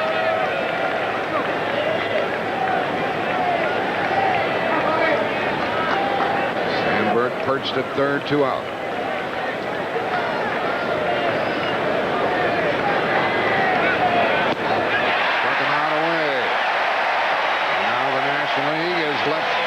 We'll return to the Skydome after this message and a word from your local station.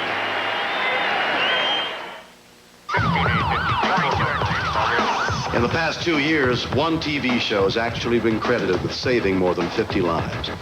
So if you think you can live without watching television for one night, make sure it isn't Tuesday. The show is Rescue 911. The look is CBS. This relationship could work, except for one problem. Every guy I go out with ends up dead. I just want to talk. So talk. Can you put the axe down? Northern Exposure, Monday. This is CBS. In Japan, where the luxury performance sedan has been revolutionized by Lexus and Infiniti, a new luxury performance sedan has just won Japan's highest honor. Introducing the new Diamante from Mitsubishi, Japan's car of the year. Mitsubishi. The word is getting around. Is it me, or does every other customer ask for Jeanette? Yeah. Enjoy the party. And she's always yakking on the phone. Hi, it's Jeanette from Hartrix. You know that silk dress you had your eye on? Staying in touch with your customers. You have my size. Following up with ideas, information. Jeanette, you're terrific. Helps build relationships that build business. Any business. Hi, may I help you? Yeah, I got a call from... There she is. To stay on top. Stay in touch. Do you have a light menu? We have several light burgers, each with just a fraction of the fat and calories. Which one would you like? You call that a light menu? Only one fast food restaurant offers a real choice of light food. It's Arby's new light menu, including 3 sandwiches under 300 calories and 94% fat-free. There's the lean, slow-roasted roast beef, turkey, and chicken with lettuce and tomatoes served on multi-grain buns. There is a difference in fast food. It's Arby's. Raped, beaten, and burned to death. Murder in a Morris mansion after the game. Way down here, the score is 1-0 National League. One of the hot teams in baseball, the Yankees. Drive deep to it. If it's fair, it's a fair ball. Mel Hall has hit a 3-run home run. Barfield's first pitch, line drive, base hit to right field. Sierra up with the ball. Here comes Sachs. Here comes the throw. He is safe. Barfield's got a beat on it, and he's got it. Davis tags. Here comes the throw, and holy cow, what a throw! Holy cow, what a throw. You see those Yankees against the Angels Sunday at 2:30 Eastern Time with the pregame show. And on that pregame show, more of the Ted Williams, Joe DiMaggio interview. So catch it early. We have a new pitcher, Dennis Martinez, and the batter from the Blue Jays, so we don't know who they're rooting for. Martinez from Montreal or Roberto Alomar. He's batting in the number 9 spot. Bottom of the third, 1-0 National League. Martinez 10-5. Out of play.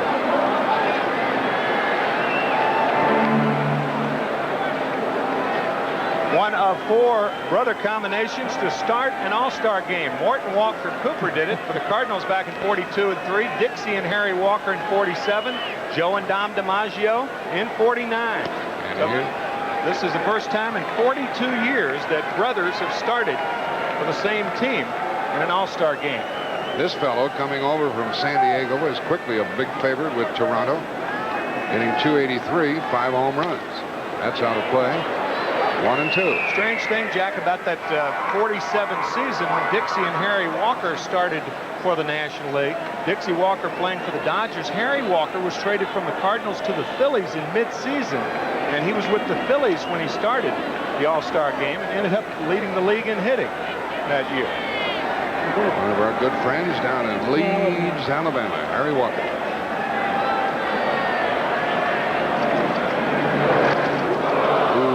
Ooh, don't do that to our hometown boy. 2-2, and that is not unlike Martinez.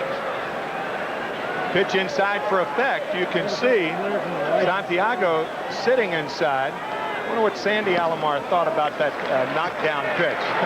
He probably laughed. Got him. We got him. That'll wake you up, Roberto. Now the count 3-2 to the leadoff hitter in the American League third.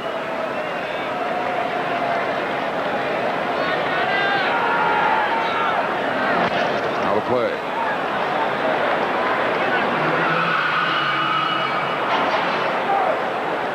Well, his folks will have to tell him that he was at the All-Star game in '91. He's happy, though. 2 people for 1 ticket. All-Star Game Toronto. They say that this game has infused more than $30 million into the local economy. Wow.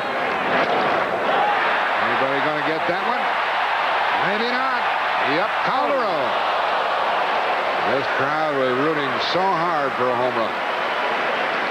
That got this Toronto crowd on their feet, didn't it? This ball low and away from Martinez.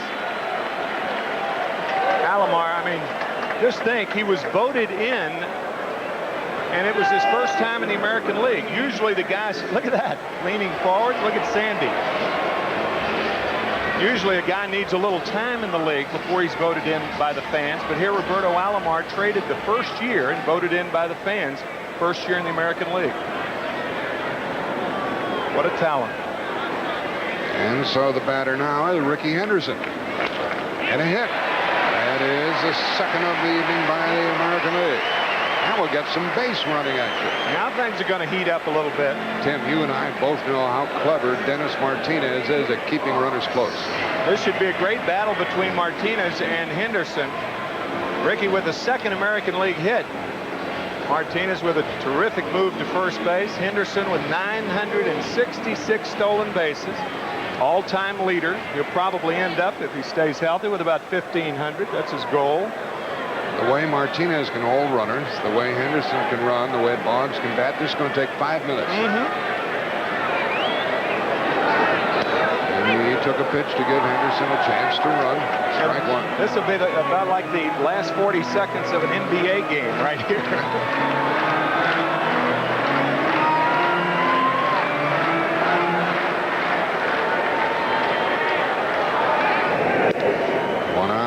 And Henderson has stolen 966. There's his manager. He's on the move.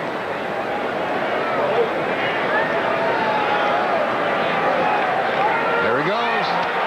Uh-oh. What a play, and safe as Clark dropped the ball. He would have been out. So the American League has 2 on, and that might be an error, or they might give him a hit. Yeah, Sandberg made such a sparkling play on that ball, throwing off balance. He had nothing on the throw, but it did, I agree with you, it looked like John McSherry, the first base umpire, had that right hand cupped, ready to punch him out. Henderson stopping on the great play by Sandberg, and now the one hopper over there. Had Clark held on, they'd probably get the call. You could see that right hand being cupped up by John McSherry, but Clark drops the ball. And they rule it a base hit for Boggs. So he's been on base twice. The reason I groaned when he was running is that Boggs hit the ball and Henderson would have stolen the base. And the batter, Ripken. Foul tip. National League manager wants to hang on to the 1-0 lead. This is his first time managing an all-star team. And there's La Russa. He wants a hit from Ripken. Speaking of first times, I wonder how many times Cal Ripken Jr. has faced his former teammate. The answer, none. First time. Talking about Dennis Martinez.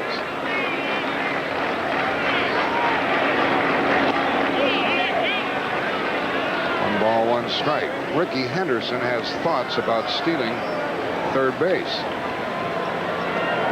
If he does so, he'll do it against a very good catcher, Benito Santiago. Both Santiago and Alomar, very unusual. They throw from their knees as well as they do standing up. It's amazing what they can do. 2 on, 1 out. Inside 2-1. Bottom of the third. 1-0 National League. 2 on, 1 out for the American. Sandberg working at keeping Henderson close at second base. In fact, he's out of position in so doing.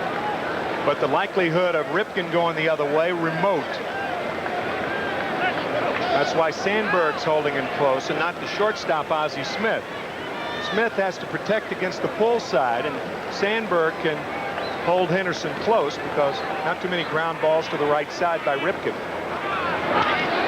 hammered that one, and Gwynn's on the run. On the run. Forget it.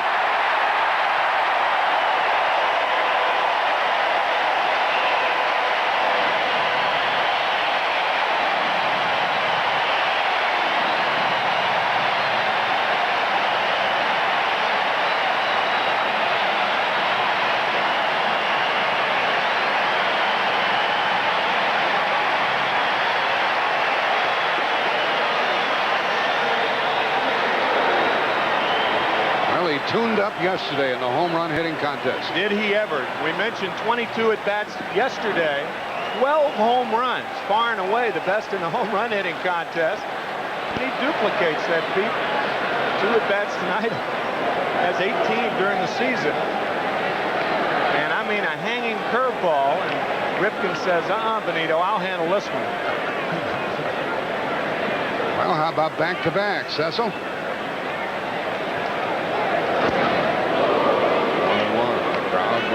Fielder fanned his first time. 3-1 American.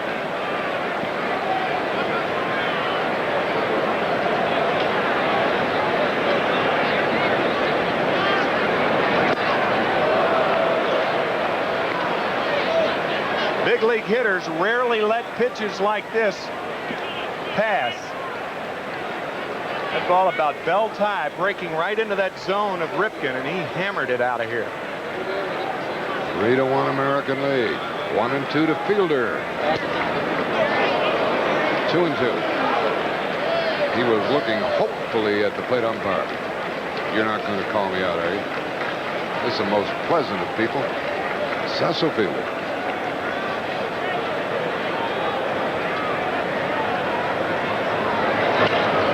He spoiled that good pitch.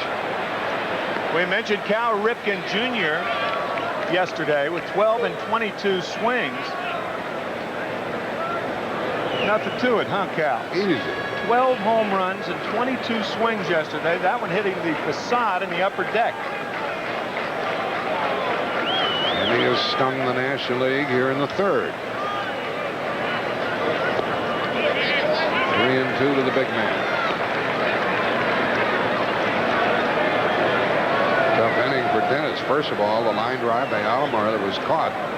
Single by Henderson, single by Boggs, and a home run by Ripken.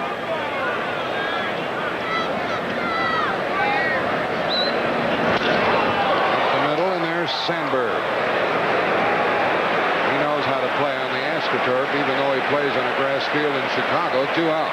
That is a design throw. He was throwing off balance on that ball hit by Boggs, but watch how Sandberg, realizing that all he has to do is get it on line with Fielder running. He throws the ball intentionally onto the rug, and Clark with a scoop.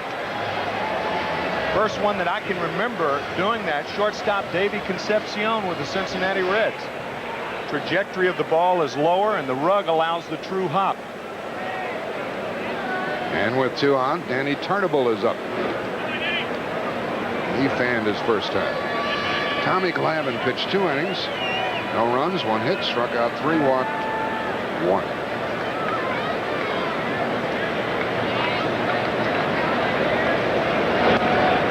And Dennis Martinez started this inning fresh, and he's been roughed up. And that's the way the fans like it. Action.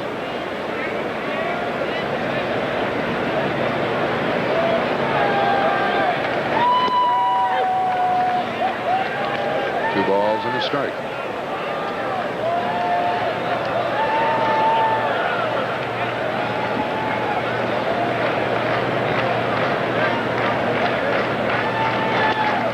Hard hit to Sabo. Have another look at that home run. 3 runs, 3 hits, 3-1. American League on top.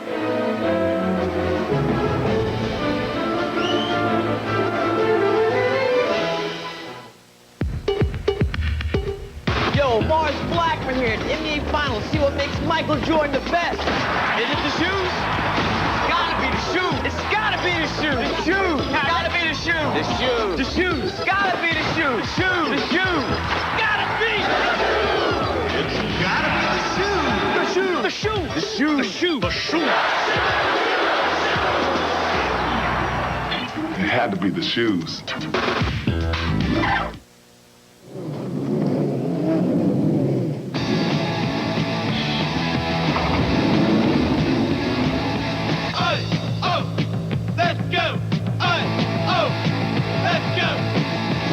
Introducing the Bud Light IMSA Racing Team. Catch it this season. Let's go. All revved up and ready to go. How do we get the truck back? Throw it in reverse. They were on their way to the top, but a few old men were spoiling all their fun. It was time for some new blood. Christian Slater, Patrick Dempsey, Richard Grieco, Mobsters, Rated R, starts July 26th. When you have a lot of horses under your hood, shouldn't you have Michelin high-performance tires under your car? There's a rush in the wind, there's a road on the right, and you feel like you're ready to fly. You hear the crack of the thunder, oh, you gotta go, and you know you're ready for the ride of your life. Pontiac Express, don't settle for less. That's the ride of your life on the Pontiac Express. We build excitement. This game summary is sponsored by Budweiser. Bobby Bonilla put the National League on top, but Cal Ripken did something about that with a 3-run homer. They've taken Jack Morris to the hospital for x-rays of his foot. And this is when he was struck by the batted ball off Bonilla's bat, which drove in the run. He continued to pitch, but now he's on the way to the hospital.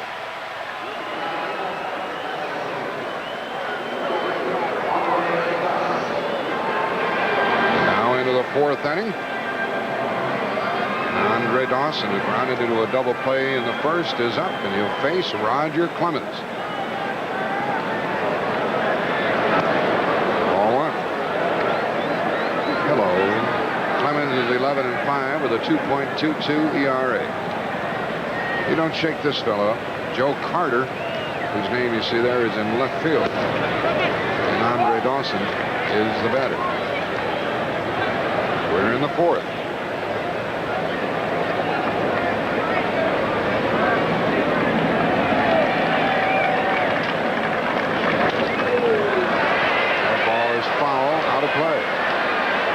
Let's go and join Jim Cott at this moment. Jim? All right, thanks, Jack. National League starter Tom Glavine, 3 strikeouts, a hit. Was the confrontation with Boggs all you thought it would be? Well, I didn't live up to my end of the bargain. I think he got up there and I tried to relax a little bit too much and didn't throw anything near the plate, unfortunately. But I made it through and everything's all right. It's fun to play baseball in Atlanta again, isn't it? Yeah, it is. We're having a lot of fun down there playing. I know the fans are having a lot of fun. We just want to keep winning and keep things going and hopefully stay in the pennant race as long as we can. Got a great young pitching staff behind you. More guys down there. Yeah, we do. We've got a few more guys in the minor leagues that are pressing us up there in the big leagues for some jobs. So we're going to have to make us pitch a little bit harder, and hopefully they can come up and help us out, and it'll be a welcome addition. Great job, Tom. Thanks for the visit. Back to Jack and Tim. Okay, Jim Cott. Glavine pitched 2 innings, no runs, 1 hit, struck out 3, walked 1. Count has gone to 3-2 on Dawson. Speaking of the Braves, they resume Thursday night at home against St. Louis.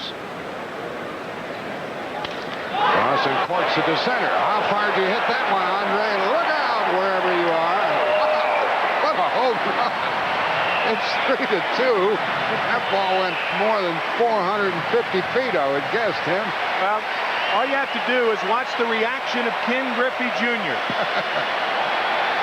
I'll tell you, Roger the Rocket Clemens was aptly named after that pitch. What a rocket.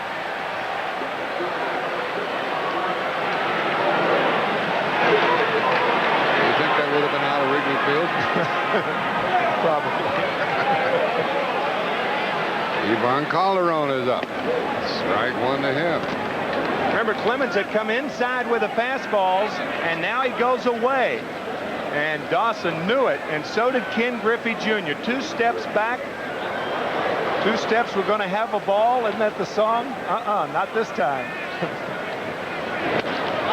And there's one by Calderon, but it's playable in center field by Griffey for the first out of the inning. We mentioned the reaction of Ken Griffey Jr. on the ball hit by Dawson. Look, 1-2. 2 steps, no ball this time. That's reminiscent of the Bo Jackson home run in Anaheim in '89. Right, against Rick Russell. That makes it a 1-run game, 3-2 American League. Sabo. Ball on a strike. Delay call by Joe Brinkman. Strike one. The last Cubs player to hit an All-Star Game home run was 1964 when Billy Williams hammered one out. Shea Stadium. Sabo went around, and that's strike 2. First National League All-Star home run in a long time. 7 games. And it was a beaut. You could chop that one up and have a couple, 2 or 3 home runs out of that thing. Ooh.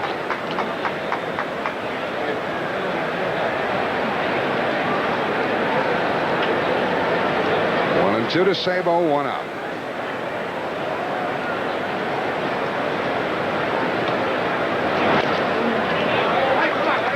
Howard Johnson of the New York Mets. We mentioned Shea Stadium. Well, Hojo leading the National League in a ton of offensive categories. And his wife is here, his wife Kim, and she is with child and due any moment, really.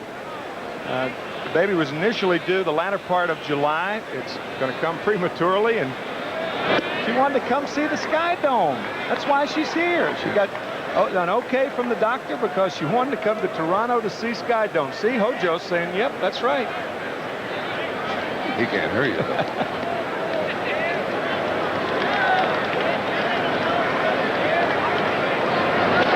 Sabo hits one to left, and Joe Carter just into the game.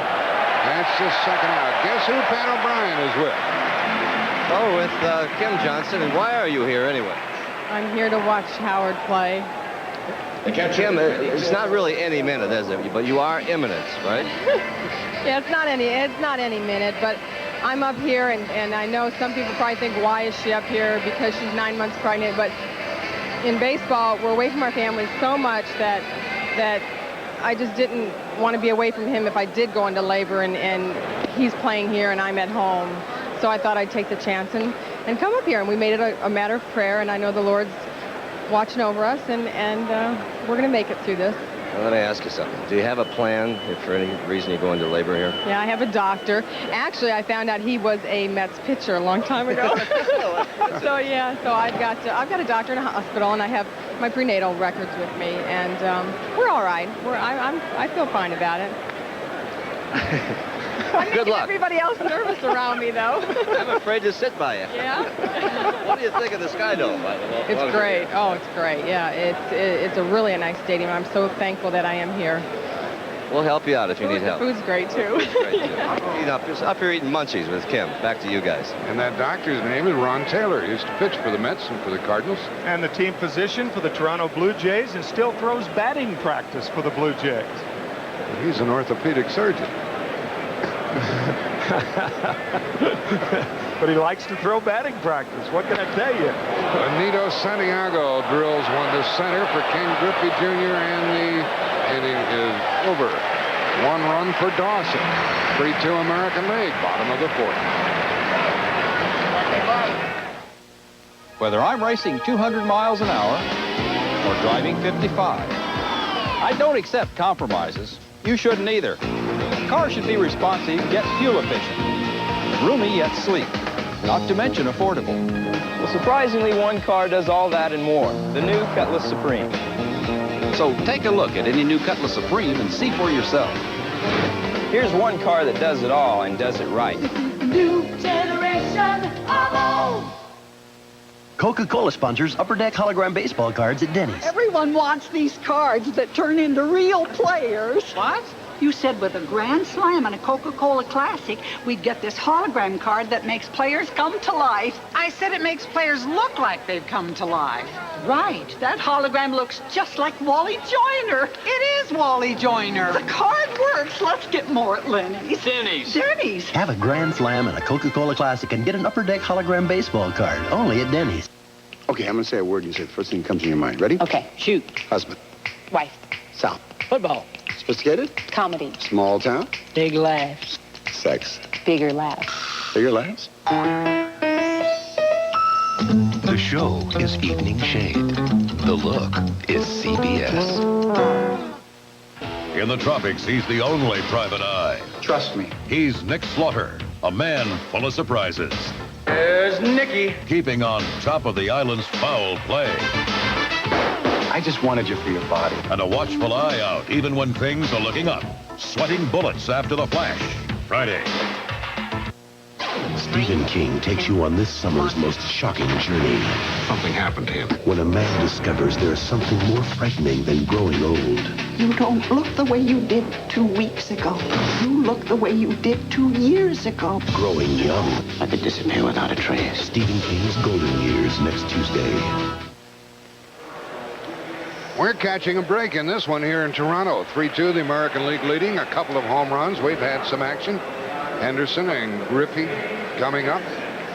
And that's Felix Jose playing right field. And there's Dawson. He's out of the game. He did enough, I would say. Good boy, Andre. We're rooting for all these players to all have a good night. Dave Henderson. And a breaking ball strike from Dennis Martinez. He struck out his first time while Pat O'Brien was talking to the president. 1 ball, 1 strike.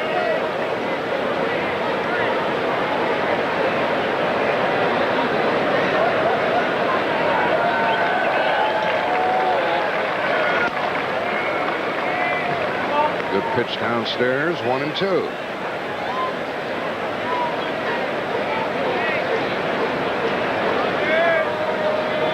Anderson, Griffey, and Alomar.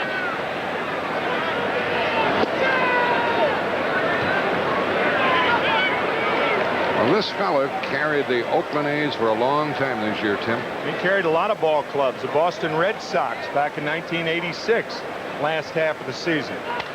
He waited but popped it up into short center, and it's going to be caught by Tony Gwynn. First out, 4th inning.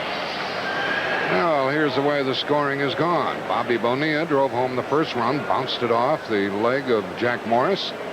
Ripken hit a long 3-run homer, made it 3-1, and Dawson changed the score. And out.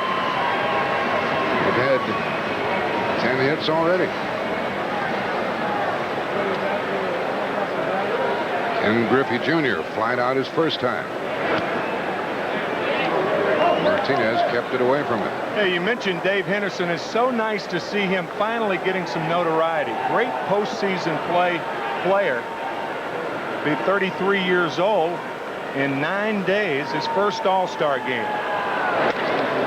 Hard hit and no chance for Sandberg. What I was leading up to then, you may be wondering who the oldest All-Star non-pitcher has been as you're looking at the Seattle Mariners second-year player, Ken Griffey Jr. He was the first Seattle player to be selected as a starter last year, his second straight start. And the oldest players, Satchel Paige, 47. Pete Rose was 44. Carl Yastrzemski, 43. And Carlton Fisk, 43. But the oldest first-time player was Babe Ruth, 1933. He was 38 years old, and the reason was there were no All-Star games before then. Ozzie will get the force out with Sandberg for the second out of the inning. 6-4 is the way it went. There's the president of the National League, Bill White. Bill, you're behind by a run.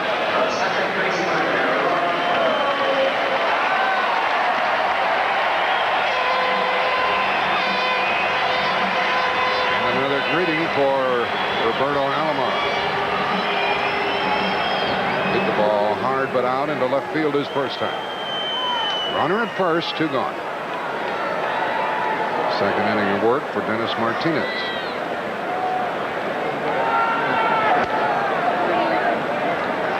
President of the American League is Dr. Bobby Brown. And he leads by a run. 3-2, 4th inning.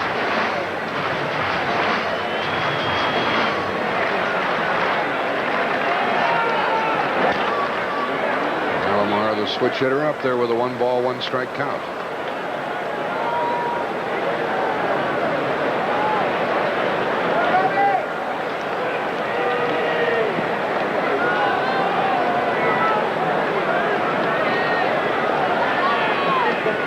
Griffey single with 1 out. He's at first, 2 out.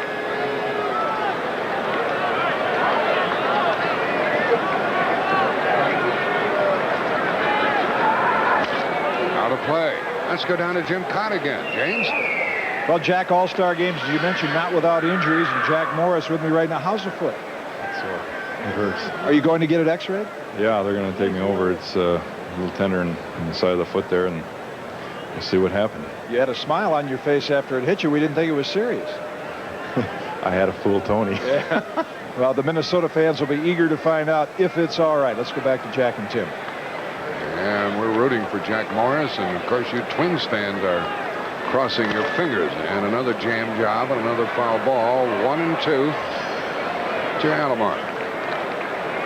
How about that? The reason he smiled was he wanted to fool Tony La Russa, the manager. And stay in the game. And stay in the ball game.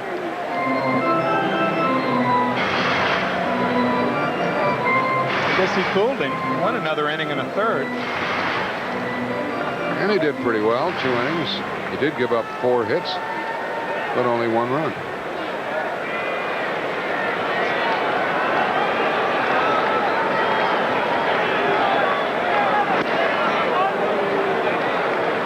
Two balls, 2 strikes.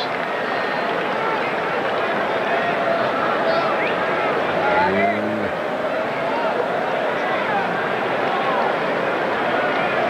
the brothers are at it. Sandy at first, Roberto at the plate, and at Sandberg, he had to flinch, might have gotten in the lights. The inning is over. 3-2 America.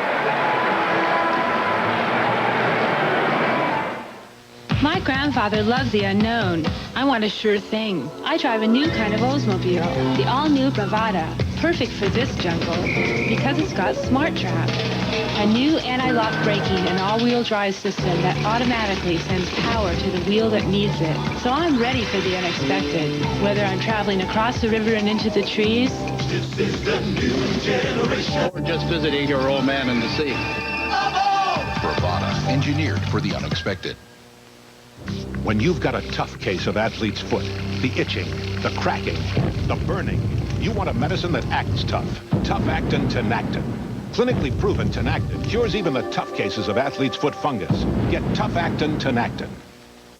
Where do you want to be in 5 years? I had an old Studebaker truck and $300 when I started this company. In a few years, my sons will be ready to take over, and then I'd like to... I never told anybody this. I want to live in Paris and go to cooking school. Hey, that's what I want to do. Will I have the money to do it? You can get there from here with Shearson Lehman Brothers.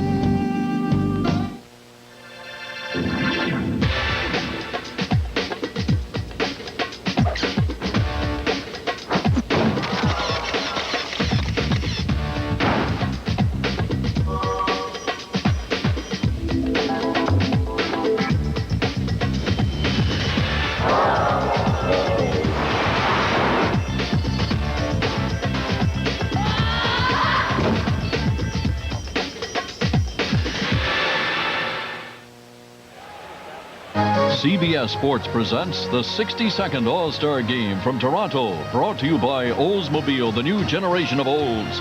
Shearson Lehman Brothers, you can get there from here. And by the people at Nike who encourage you to just do it. 3-2 American League after 4. Ozzie Smith will lead it off, and his mother remembers his young baseball days. He would always wait for me to come home from work. And sometimes I wouldn't get a chance to wash his uniform. So I had to rush home, wash his uniform, press it, and take it over to the park to him, because we were living right across the street from the park. And he'd be waiting on that uniform. Oh, that's nice. And the Smith family raised a real gentleman. Strike one. We have a White Sox battery. Jack McDowell is on the mound with a 10-4 record. And his catcher is Carlton Fisk. And the pitch inside, 1-1. Ozzie lined out to short his first time.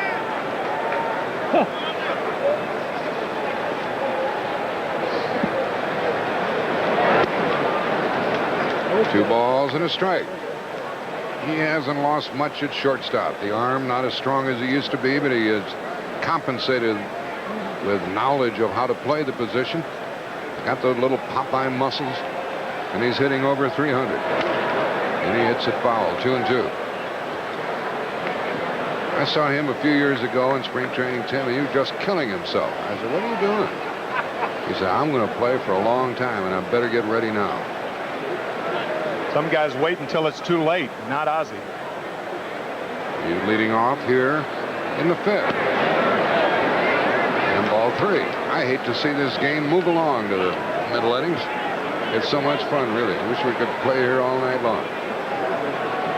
Waiting on deck, Tony Gwynn, who's already had a hit. And Ozzie draws a walk. There's the tying run. See that inside pitch to Ozzie Smith, and you think of the Johnny La Russa and the Carlton Fisk problems. Carlton Fisk was the catcher when Terry Steinbach, the catcher of the Oakland Athletics, was, I mean, eerily, scarily hit by Bobby Thigpen, the reliever. And he and La Russa had words. We talk about how comfortable it is for everybody to be here. Well, there can be some awkward moments also. Here you are playing for a manager. Just 3 weeks ago, you've had words with him.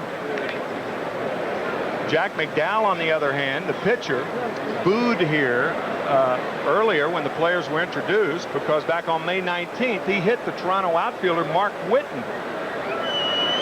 Tony Gwynn hits it foul and out of play.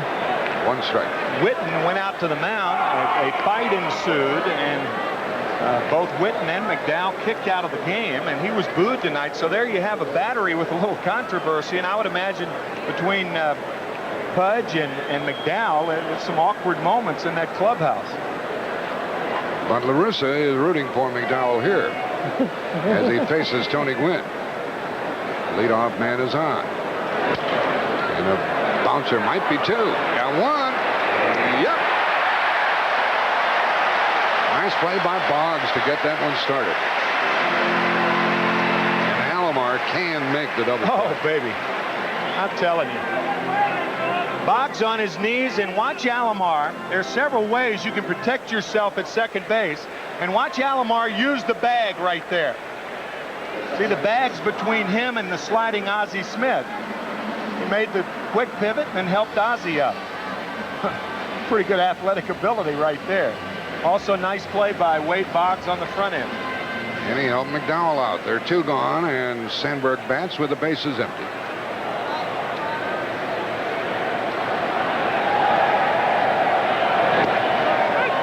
That's in at the knees. There's that pivot. Once again, you see Alomar getting down, making Ozzie Smith get down. That's why you throw, not overhanded, but sidearm.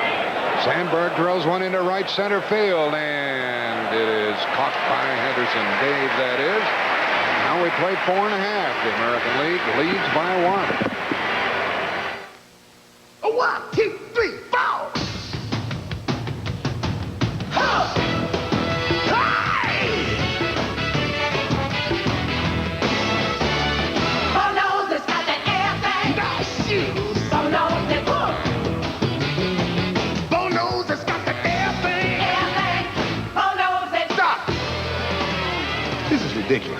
I'm an athlete, not an actor.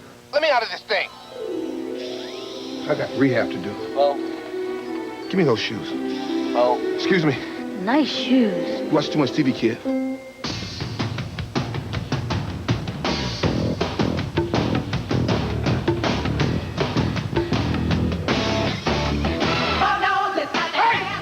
Where's that music coming from?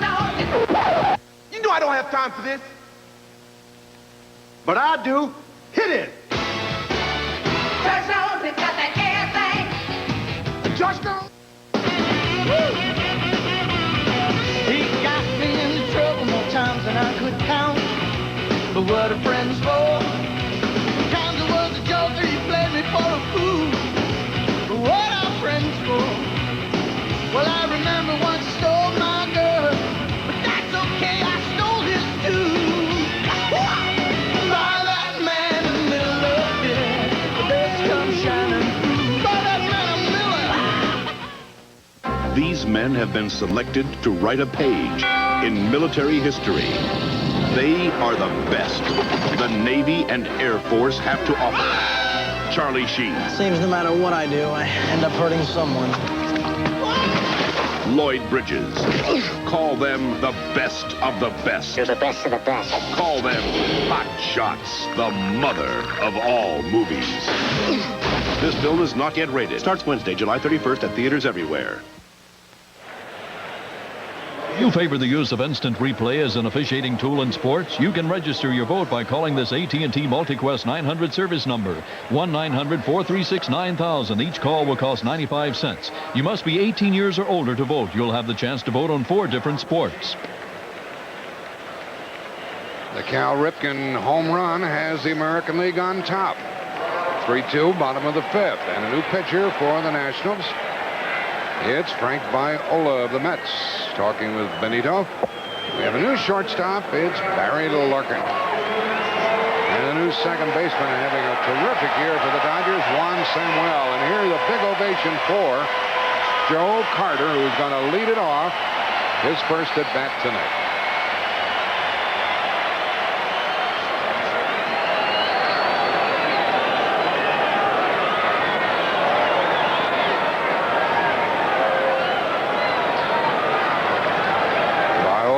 Fifth. Missed outside. Frank 10-5.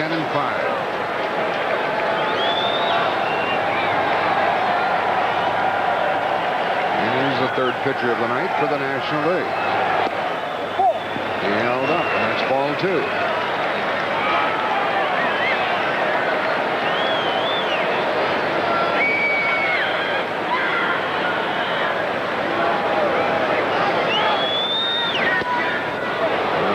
Swing. And Carter is hitting .302. That was a changeup from Frank Viola at circle change, taught to him by Johnny Padres, the pitching coach of the Phillies now. In the minor leagues with Frank, when Frank was with Minnesota. And 3-1 to the leadoff man.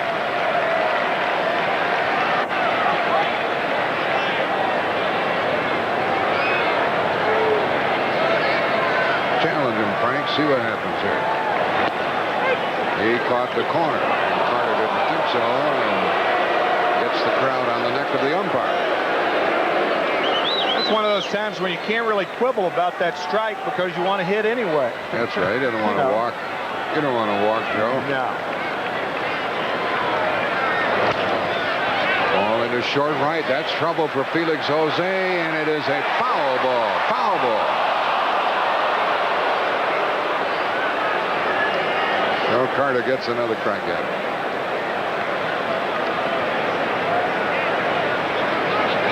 Take a look from up high, and you can umpire for yourself. About a half a foot. Greg Bonet, the umpire out there. By the way, these umpires are selected on merit. Once again, they changed the system, but now they are selected in that fashion. Carter with Cleveland, San Diego, now Toronto. Still 3-2 as he leads off in the 5th. That was the big trade. Joe Carter and Roberto Alomar coming from San Diego for Fred McGriff and Tony Fernandez. Both Fernandez and McGriff having good years, helping out San Diego. And again, I think Fred McGriff should have been an All-Star this year. Everybody's happy about that trade. Another foul by Joe. The All-Star roster, you may or may not know, 28 players. And when they had 8 teams in baseball before the 1961 season, it was a 25-man roster. So the American League has expanded by 6 teams since then and only added 3 players. The National League 4 teams and has added 3 players. And I think that's good enough reason to expand the rosters. Carter strikes out on a low corner foul tip. So he's battling Viola. Here are some of the guys who did not make the team. Yeah, Chuck Finley having a terrific year with California. What about a revived and rejuvenated Dave Winfield? The same with Chili Davis.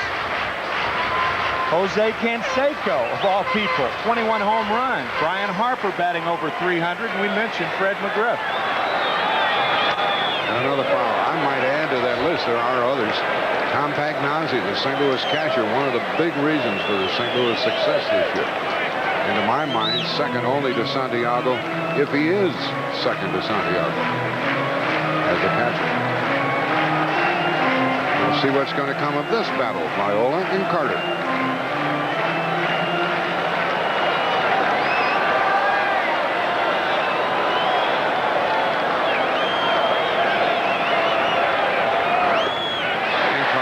The battle with a leadoff walk here in the 5th inning.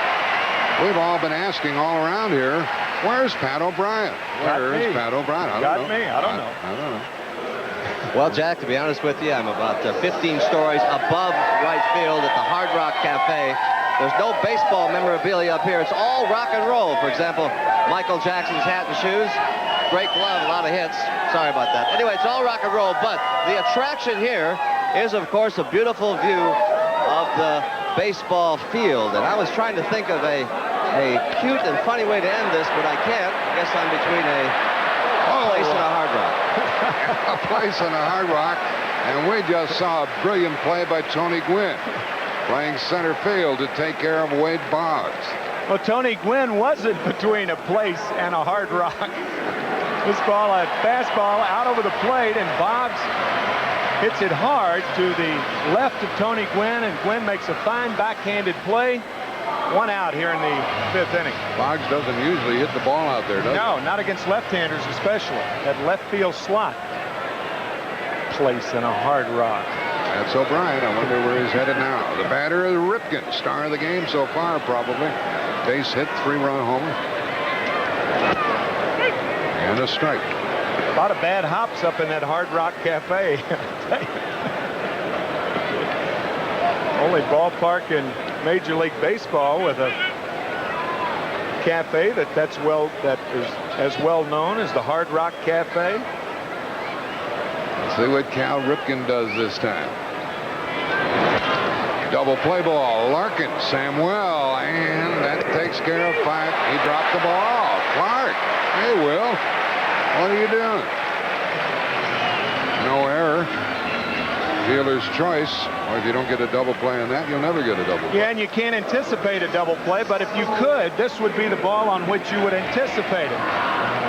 Maybe where there's a will, there's not a way. And usually Will sucks that ball up. It looked like Samuel threw a little sidearm. The ball must have sailed. Yep. Well trying to make the runner, Joe Carter, get down. He did, but that ball did sail on Will Clark. That was an errant throw. That was not Clark's fault. Yeah, the camera had a better angle than we did. Cecil Fielder's up. 2 up. Ball 1. Ripken playing it very close to first base. He can steal a base, but he's going to let Fielder swing the bat. This is a bonus at bat for the American League. And they're already ahead 3-2, 5th inning. He smashed it into left center, and Gwynn makes another good play, and the inning is over. 3-2 after 5. American will return to the Skydome after this message and a word from your local station. Everybody remembers great comedy teams like Laurel and Hardy or Abbott and Costello. But who remembers Morton and Hayes? No one. Premieres July 24th. If he had not gone to Vietnam, I do not think that he would have shot the guy. Gunned down in cold blood. Was it manslaughter or madness? Verdict, then. From the producers of Rescue 911, extraordinary mysteries solved by ordinary people. I was completely shocked. Gregory Harrison hosts True Detectives, following Verdict, Friday. This is CBS. Schaefer, just wanted to thank you for tracking down that shipment for me. I owe you one. Oh, yeah, I appreciate the call. Now, if I only had the same luck finding a Pinky Blinky. Beg your pardon? It's for my 6-year-old. It's a little out of my league, but glad the shipment's okay. Whether it's a call to offer thanks or some helpful information, your phone can build relationships that build business. Any business. Yeah, you know that Pinky Blinky? To stay on top. Stay in touch. I owe you one. Again.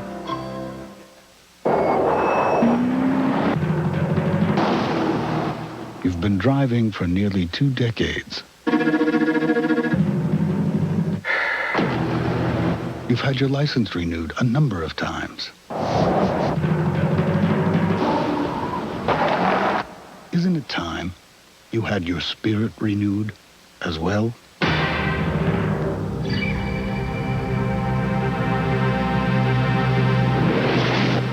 Cleverly disguised New Yorkers continue to make off with our old-style beer. And this is only half the story. Now they got people from L.A. coming after our old-style light. Why? Because they don't have a light beer with big taste. Dennis. Oh, I'm gonna love this. Excuse me, are you guys from around here? Yeah, for sure. We live right around the lip. The what? The loop. Loop. Oh, yeah, right, yeah. Surf's up, dudes. Remember, the old-style light you drink is one they'll never get. Now, enjoy a great value on our new 20-pack. Michael Jordan's Celebrity Golf. The Stars hit the links tonight after the All-Star Game. We have a 3-2 score with the American League on top. The Cal Ripken home run. National League has out-hit him 6-5. And this big crowd wondered what was happening here a moment ago.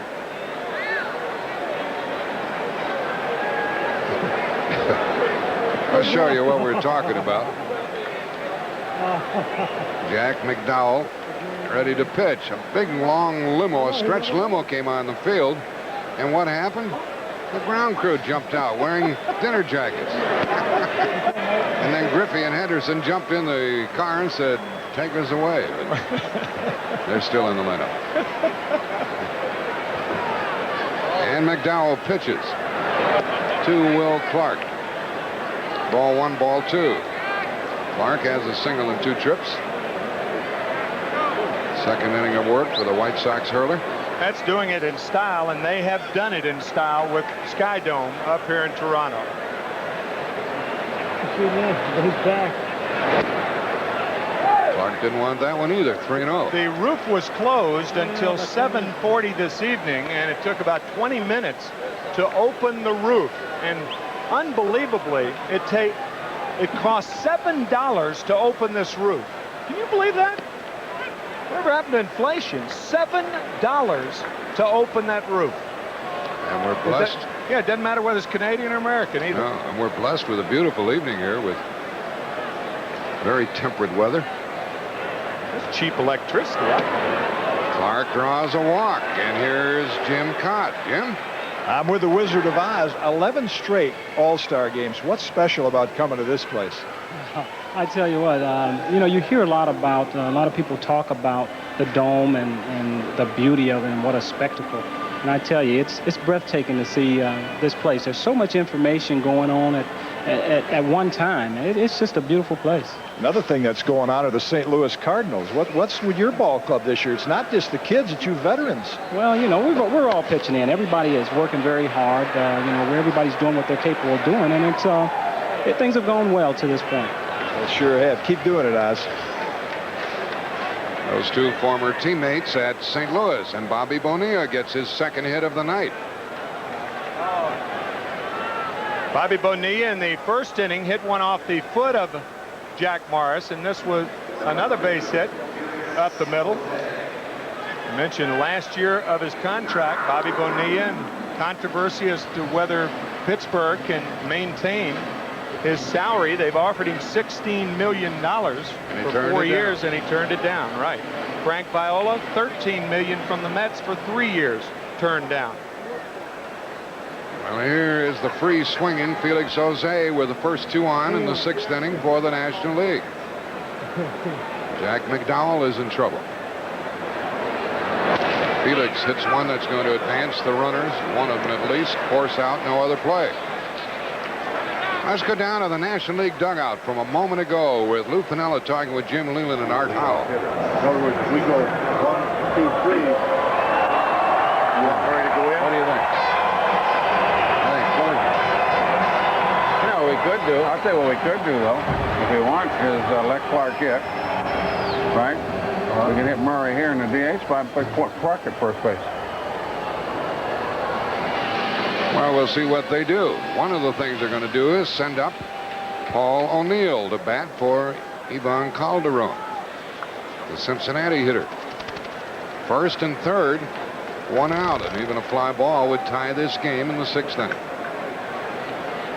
Oh, and Felix is saved. He got past.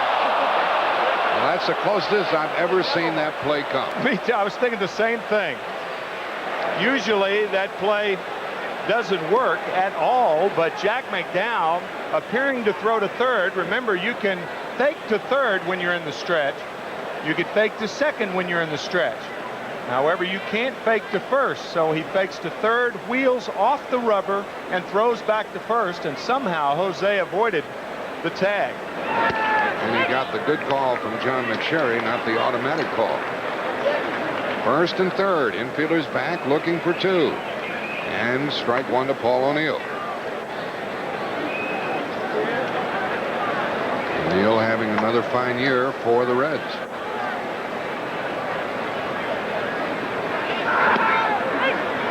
He's backed up 0-2. The runner at third base is Will Clark. He started with a walk. On the fielder's choice is Felix Jose. And there is 1 out. O'Neill has 15 home runs. He's only got 1 swing left. 1 and 2.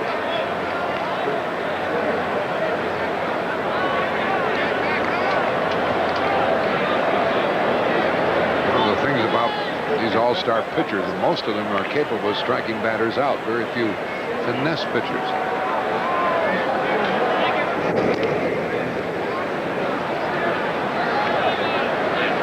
First and third, 1 out. A critical spot for the National League here in the 6th.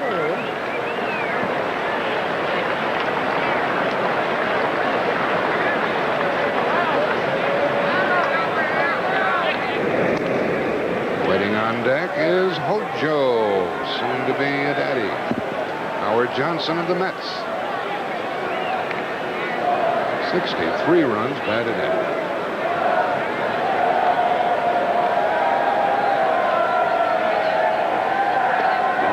Off 2-2. When the new baby arrives in the Johnson family, it'll be the 3rd child. Val trying to keep that ball down, hopeful of getting the double play, and there's Hojo wanting to get up in an RBI situation.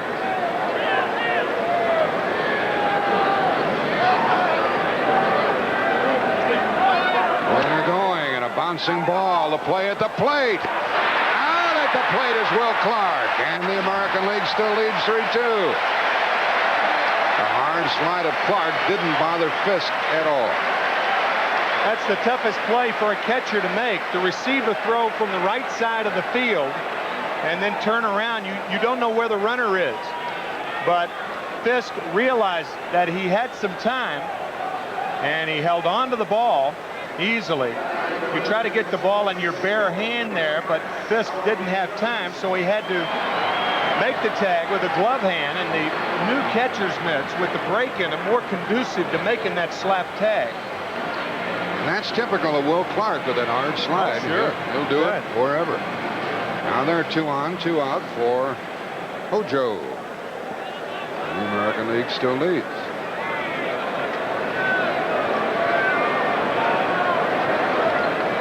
National League needs a hit. Ball 1. So if you're the catcher and you receive a ball from the right side of the field, you don't know whether the runner is there, but I would imagine Fisk, knowing the speed of Clark and the ball getting to Fielder rather quickly, he knew he had some time. A hard slide by Clark, but a scoring opportunity for the time being nullified by the National League. 2 on, 2 out. Johnson, ball and a half swing, 1-1.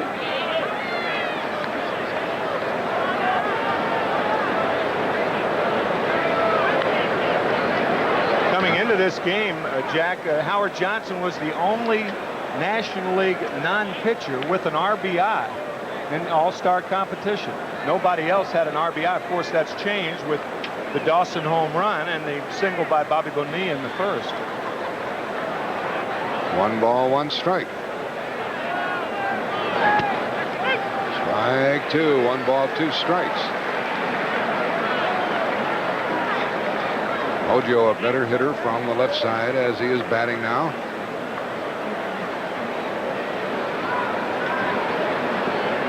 Dowell gave up a walk and a single at the outset of the inning. He's still at first and second, 2 out.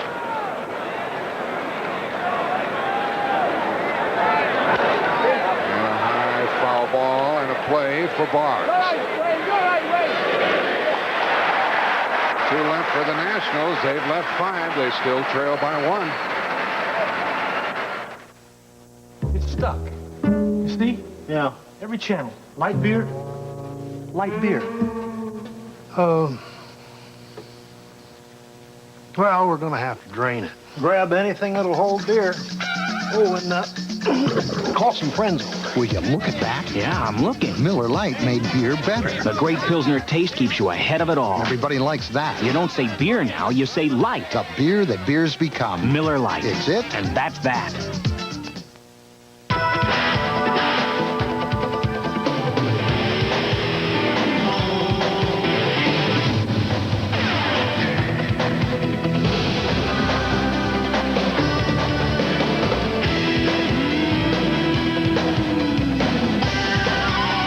Are you someone who prefers the view from your couch?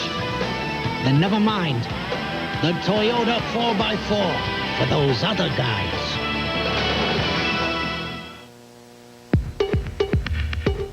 Yo, Mars Blackman here at NBA Finals. See what makes Michael Jordan the best. Is it the shoes? It's gotta be the shoes. It's gotta be the shoes. The shoes. It's gotta be the shoes. The shoes. The shoes. It's gotta be the shoes. The shoes. The shoes. Gotta be. It's gotta be the shoes. The shoes. The shoes. The shoes. The shoes. The shoes. It had to be the shoes. Power. Suspense. Drama. Baseball is many things, but in the end, baseball is nothing without you. So we're asking you to plan ahead by choosing a designated driver who won't drink during the game. That way everybody has a good time and you get home safely. And that matters to us because we can't do it without you. The preceding message was furnished by Major League Baseball. American League coming to bat in the 6th inning, leading 3-2, though they've been out-hit 7-5. We have a new pitcher for the National League, and a fellow who is probably more thrilled than anybody to be on this all-star roster, Pete Harnisch of the Houston Astros. New first baseman from the Dodgers, Eddie Murray. Over at third base, Howard Johnson, who pinch hit and fouled out and left those men on base. Another unsuccessful pinch hitter was Paul O'Neill. He takes over in left field, and he'll get another at bat.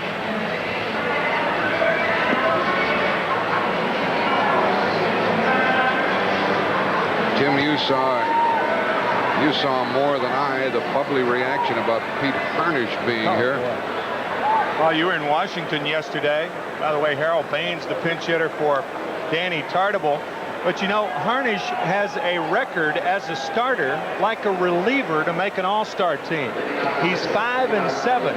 But think about how deceptive it is when you consider the fact that Harnisch has been involved in six a half dozen 1-0 games.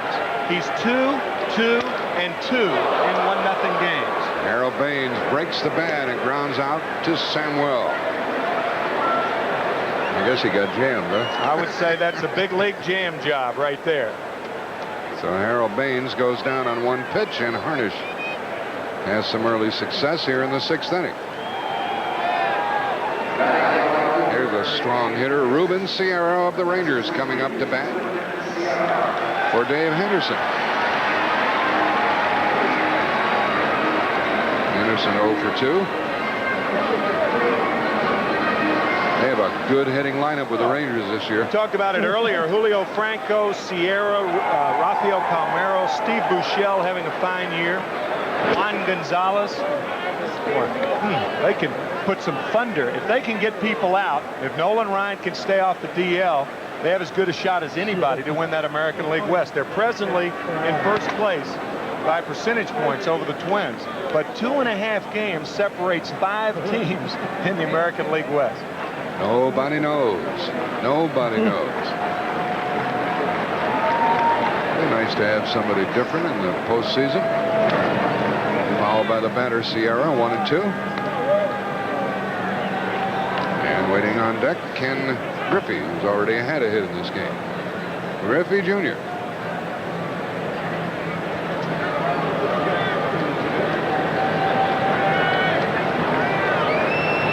Leadoff man has been retired. Here in the 6th. 1 and 2 the count.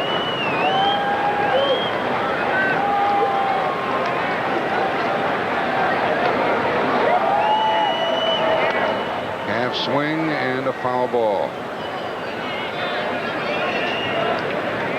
Eddie Murray, there's a guy who plays the game easily. I mean, easily. He's terrific offensively and defensively. He has put up some numbers. Hall of Fame numbers. 9 home runs shy of the 400 mark.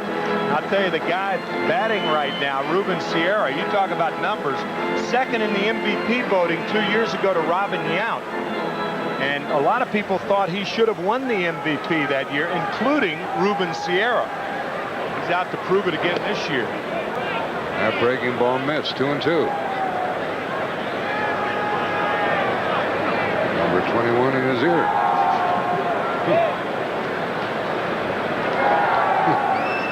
Berto Clemente, he's been compared to number 21 with the Pirates for years, from Puerto Rico.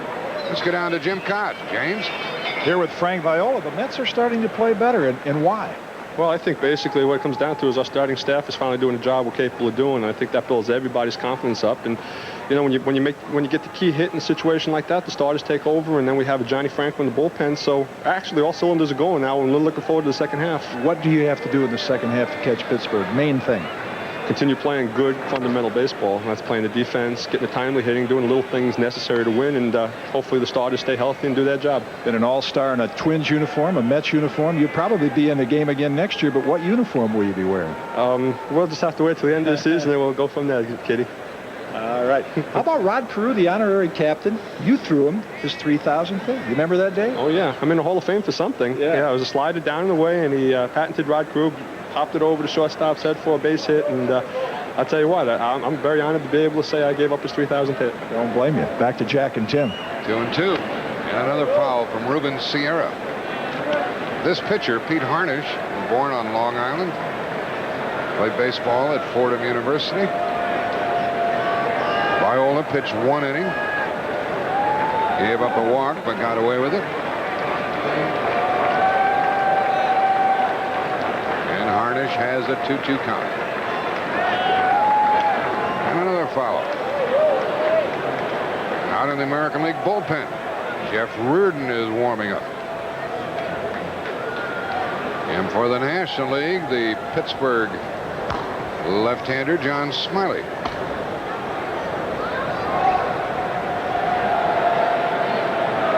Lots of players have been in this contest. It's 3-2 American League 6th inning. And Sierra hits another foul. And nothing doing for Benito. We mentioned 2 years ago the numbers that Sierra put up, and this year no exception. Ruben Sierra still 25 years old. Think about the future he has ahead of him. 3rd in the American League in hitting. Top 5, all of them are here tonight. There is one out, and Sierra continues this battle with Pete Harnish. 3-2.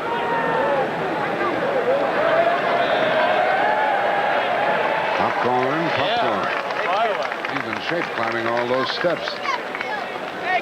That's a beautiful ballpark. This is a perfect ballpark. People in Toronto have been quite hospitable. Did he swing? Third base umpire said yes, and out he's gone. Jim Quick made the call. Sierra can't believe it. I think he swung. That's the 2nd out of the inning. All-Star game or no, a half swing's a half swing. Yep, I thought he went around too. Yeah, that's too far, and Jim Quick called it quickly. A good battle by Sierra to battle Harnish, fouling all those balls off, and Harnish goes out of the strike zone to nail Sierra. He was very emphatic with it. Ruben's still unhappy. His only at bat, he struck out. And the batter is Ken Griffey Jr. What'd you tell me? His dad's out fishing? Out fishing with his younger brother, who has recently signed with the Seattle Mariners. There's 2 quick ones on Griffey. Ken Griffey in the automobile accident in spring training. Injured, still on the disabled list, but still very much on the roster of the Seattle Mariners. First father and son players to ever play together. Well, it's not going to be a perfect inning for Harnish. He lost the batter on an 0-2 count. That's the 6th hit for the American League, and it comes with 2 out. 2 hits for Griffey.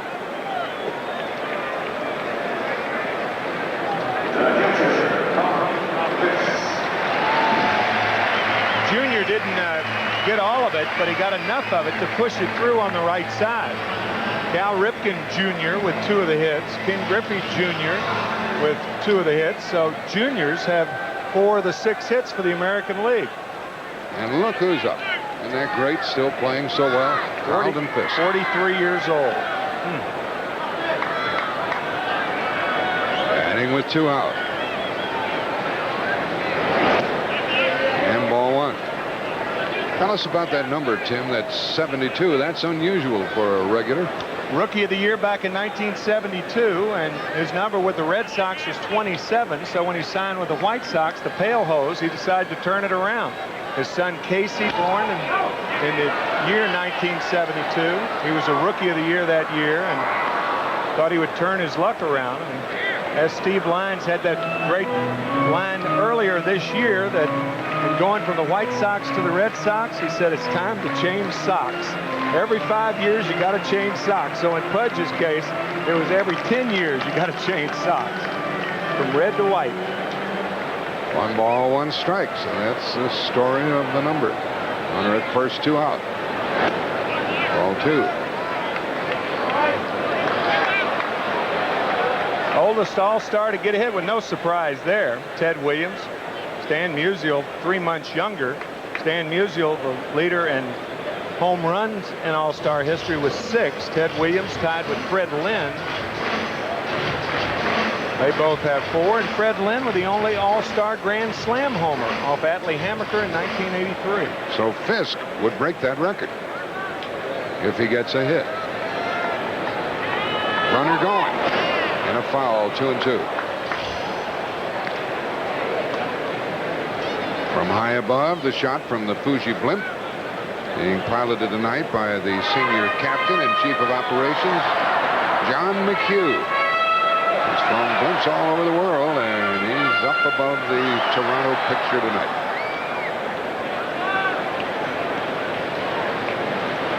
You folks get a chance, come to Toronto and see the Skydome. It's worth the trip.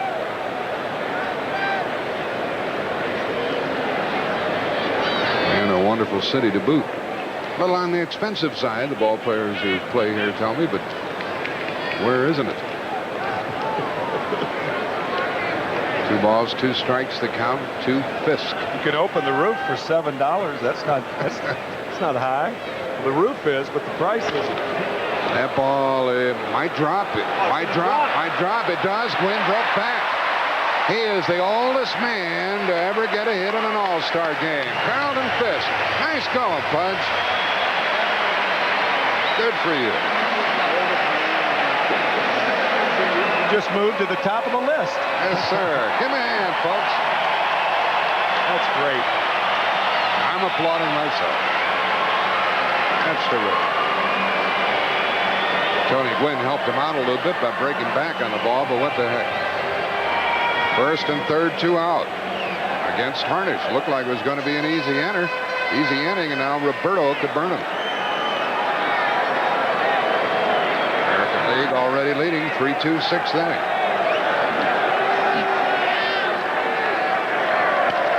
Out of play. Griffey at third base. He singled his way on and across the way, the older guy. Pudge, 21 years older than Ken Griffey Jr. That sounds strange. That sounds strange. Quite a tribute to his work habits. And Roberto takes it high, 1-1. This place would erupt if Alomar would get a hit. And LaRussa, the manager, would like a little more leeway. Bottom of the 6th, 3-2 Americans. 2 out and a shot for Gwynn to corral. He'll take it. American leads 2. They've left 6, but they lead by 1 after 6.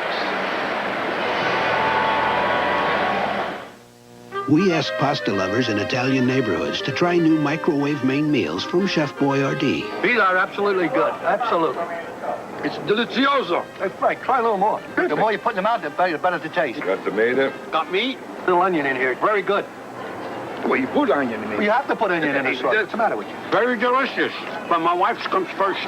I'm surprised it's Chef Boyardee. New main meals from Chef Boyardee. Simply Italian. Simply terrific. Very close to Italian. It's a rare species that thrives like no other. Easily distinguished by unique markings, lean and powerful, adapting quickly to changing environments. It migrates to the snows in winter and has been spotted as far south as Baja. It prefers wide open spaces, primary instinct to care for its young. The Toyota 4Runner, no matter how distant the journey, it always returns home. Want to play rock and roll tennis?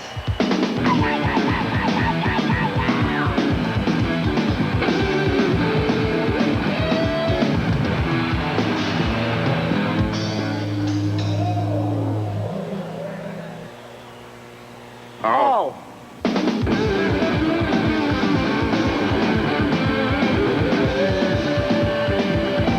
That was weird.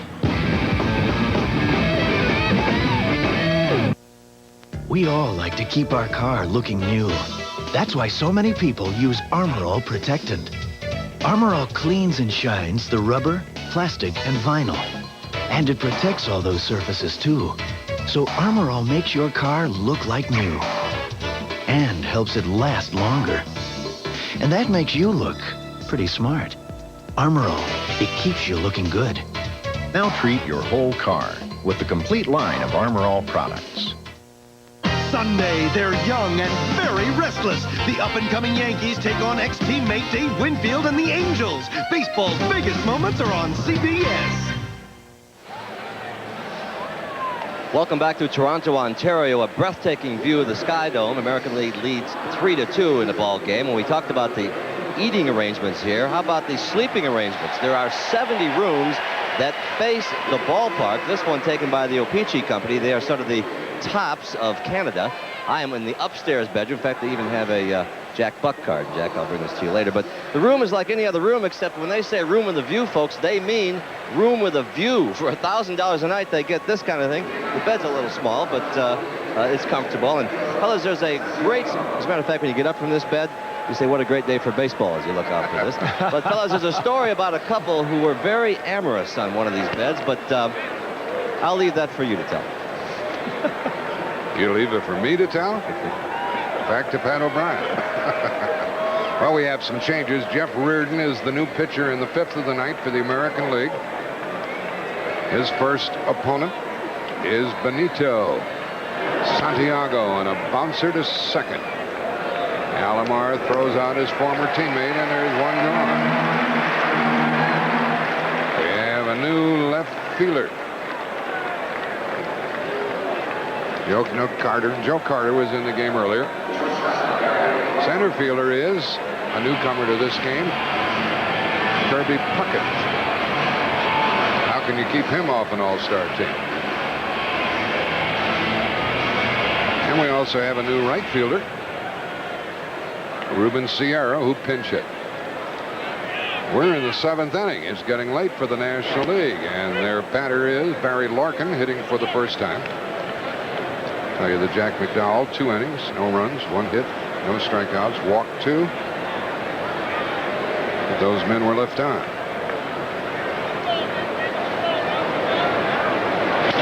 Larkin hits a foul, strike 2. Barry Larkin leading the National League in slugging percentage. Only 5 shortstops have ever done that in National League history.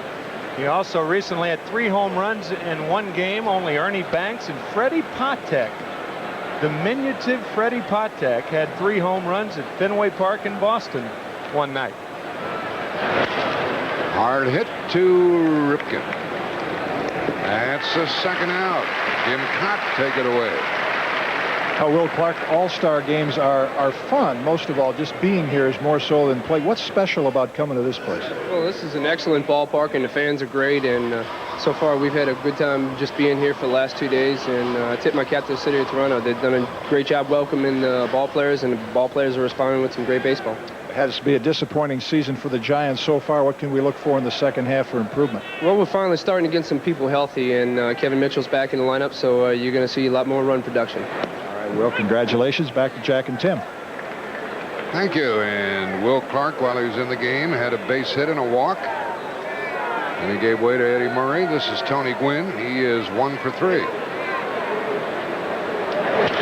And now another hit. Typical of him. He's 2 for 4. And a 2-out hit gives the National League a 7th inning chance. Tony Gwynn with 2 hits to left field. He uses all of the park in which to hit. You can see that plate coverage. That ball was actually outside by about 3 inches. That was a great shot right there. And Gwynn, with that terrific plate coverage, is now out of there. And Brett Butler is going to be the pinch runner for Tony, who leaves the game 2 for 4. So we have a definite base stealing threat in Butler, who comes into the game here in the 7th inning, will take over in center field. Butler has stolen 19 bases. Ho, ho, ho, he's been thrown out 14 times. Not a very good percentage, and pitcher and catcher want to talk it over. I think it's worth another shot just to see the plate coverage of Tony Gwynn. Look where the pitch is. Probably 5 inches outside, and Tony Gwynn just spanks it to left field. Wow. What a hitter. Ted Williams was talking about not swinging at bad pitches. He said you swing at a pitch 2 inches outside, 2 inches inside, 2 inches high, 2 inches low, and you've expanded the strike zone by 30%. Next Sunday, Yankees and California will tangle. Pre-game at 2:30 Eastern Time, and you'll hear more of the conversation with Ted Williams and Joe DiMaggio. Tony La Russa comes out to talk with Reardon and his catcher.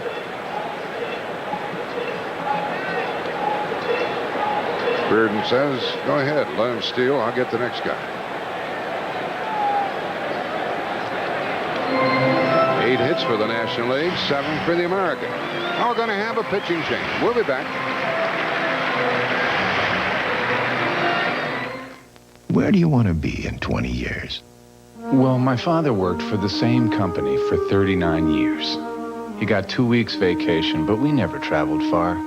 He was saving to put 3 kids through college. At 65, he retired. At 67, he died. How can I invest so that after my kids graduate, I can enjoy the second half of my life? You can get there from here with Shearson Lehman Brothers. If you're looking into faucets, Peerless means plenty. America's leading do-it-yourself faucet. In hundreds of styles and finishes. All made with solid brass valve construction. And all warranty for as long as you own your home. The best made, best back do-it-yourself faucets in America. That's what Peerless means. Some people think he's a Superman. But when a 44-year-old has to throw 75 fastballs, even Nolan Ryan's muscles can ache. So after the game, it's the medicine doctors recommend most for sprains and strains, Advil. For me, it's a couple of Advil, and those muscle aches are long gone. And Advil's gentler on my stomach than aspirin. Today, it isn't aspirin or Tylenol acetaminophen. It's Advil. I feel ready to go another 9 innings. Advil, tablets and caplets, advanced medicine for pain. Donnie Allison, Cal Yarborough, and 20 other NASCAR legends take to the track for a race down memory lane. The Battle of the NASCAR Legends, Saturday. Eye on America's prisons. They're coming out. Parolees who've served just a fraction of their sentences, and guess where they're going? The story on the CBS Evening News tomorrow. The new pitcher is Rick Aguilera. Playing third base behind him is Wade Boggs. CBS visited with his dad a few days ago.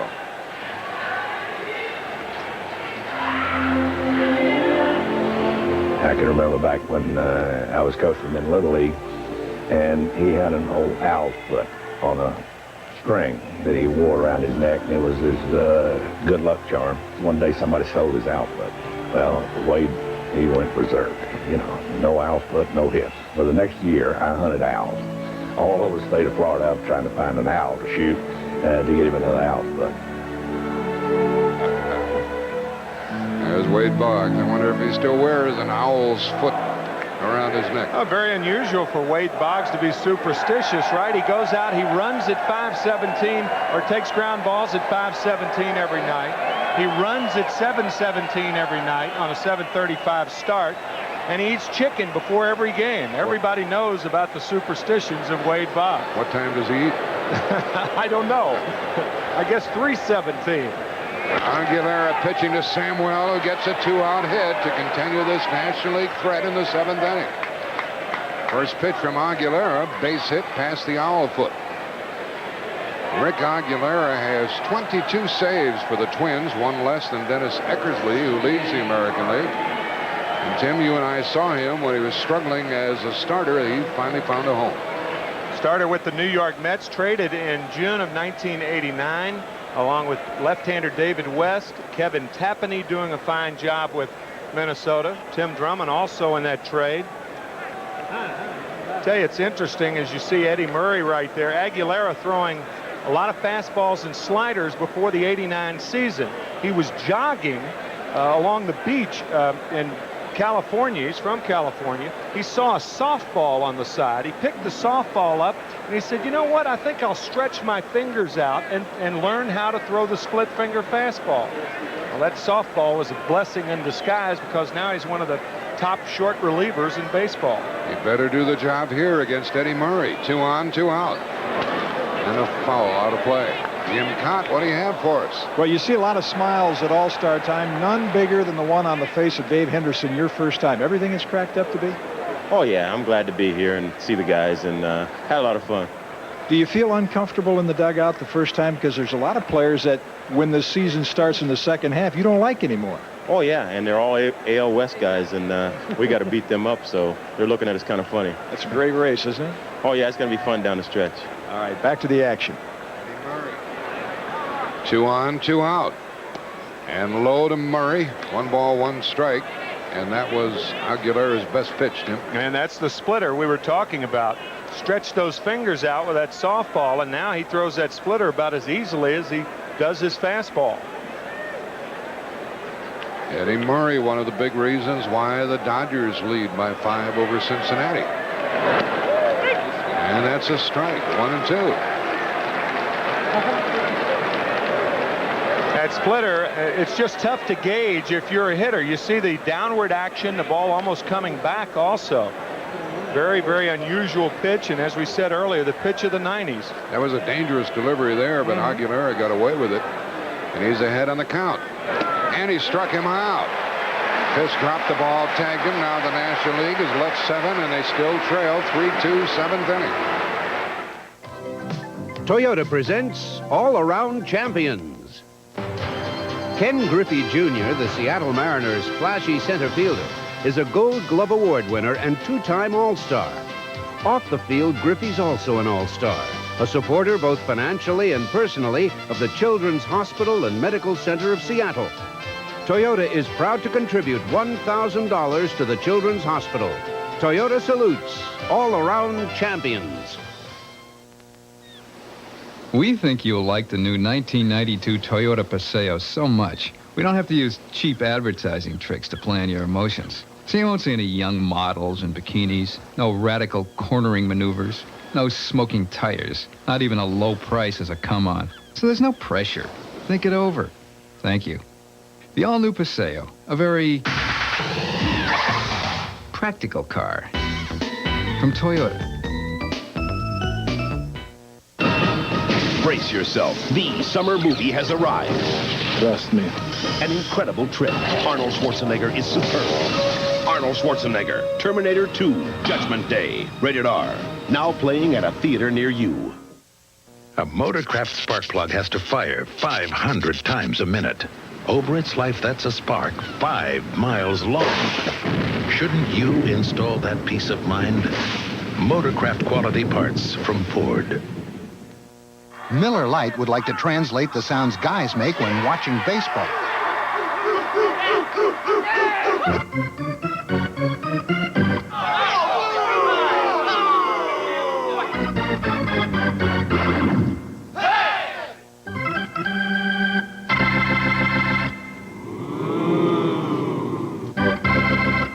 The great Pilsner taste keeps you ahead of it all. Can't beat that. Miller Lite. It's it. And that's that.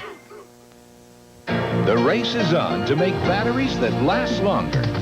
And today's Duracell batteries can even outrun the ones we made just a few years ago. Today's Duracell. You can't top the copper top. The situation we talked about. Delay a little bit. I want to get Aggie so we take it slow a bit. Get relief. I stay in a bench, get your pom-poms, yell like hell. CBS had a microphone on Tony La Russa. He said stall a little bit. We'll get Aguilera in here, sit on the bench and root during the 7th inning stretch. And that's where we are now, bottom of the 7th. And the new pitcher is John Smiley of the Pirates. And the first pitch, ball 1, and the new catcher is Craig Biggio from Seton Hall and the Houston Astros. The batter's Joe Carter, and a foul out of play makes it 1-1. Out in center field after pinch running is Brett Butler.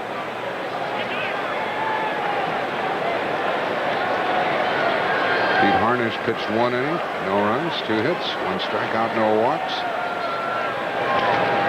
And Smiley is the 5th National League rookie. Pirate left-hander is 9-6 for the year.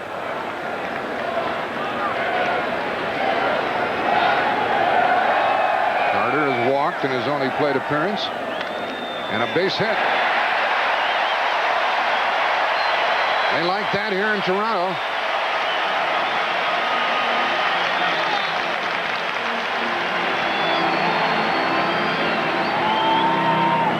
And we're going to get a pinch hitter in a moment. Carter walked his first time up, and then the inside breaking ball by John Smiley. And Joe has the 7th, make that the 8th hit for the American League, and his first hit in All-Star history. His first game tonight after 9 years in the major leagues, and I'm telling you, ringing up some big numbers in the process. Good for him. His first hit. Here is the pinch hitter.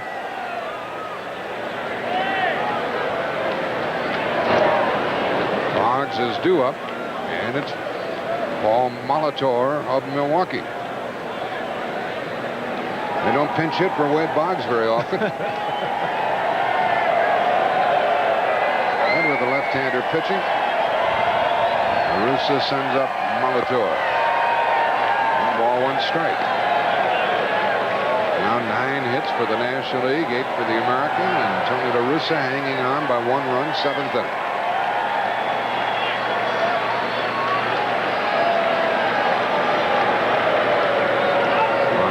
Started to go and came back.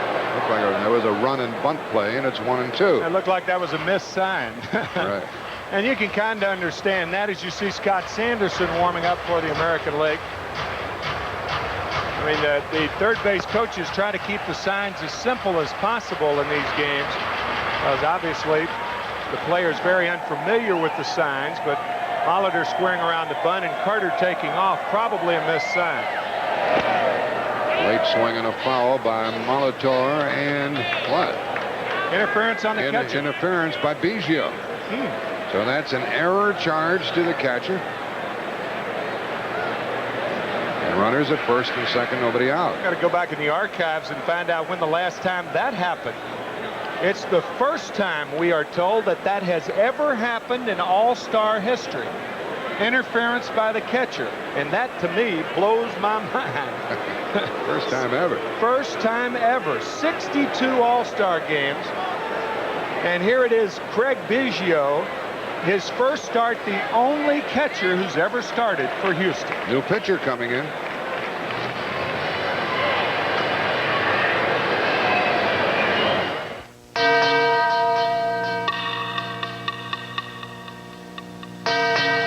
If you don't have AT&T 800 service and trouble hits, who knows how long you could be out? Only AT&T automatically protects you through the 800 assurance policy. With AT&T, you would be guaranteed back in touch in 30 minutes or less. With anyone else, who knows?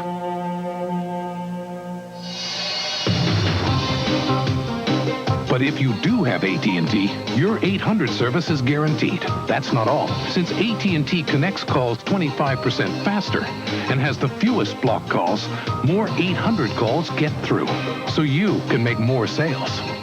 With all that, why choose any other 800 service? Better service, better results. Another AT&T advantage. The driver of this car adds something special to his motor oil. So does the driver of this car. They both use STP oil treatment for drivers on a racetrack or drivers on a fast track. STP. Power Stick Antiperspirant. It excels with 50% more odor and wetness fighters per stroke for 24-hour control that ordinary deodorant sticks just can't beat. Power Stick for 24-hour control. In America, your car is not just something you own. It's a part of your life. To give your car complete protection, Texaco is introducing new Haviland Formula 3 motor oil with not one but 3 kinds of protection against heat stress, starting friction, and engine dirt. New Haviland Formula 3. Add more life to your car. When the batter makes contact with the catcher's mitt before the ball thrown, it's interference on the catcher, an error on the catcher, and this is the first time it's ever happened in All-Star history. You look at Molitor looking back at Joe Brinkman, and Molitor awarded first base, an error on Craig Biggio. And no official time at bat for Molitor. The new pitcher is Rob Dibble. No wins, no losses. 23 saves. He and Lee Smith and Dennis Eckersley lead the major leagues in saves, and this guy has been perfect coming out of the bullpen for Cincinnati. We'll see some homers here, and we saw Biggio jabbing at the ball a bit as he was warming up Dibble.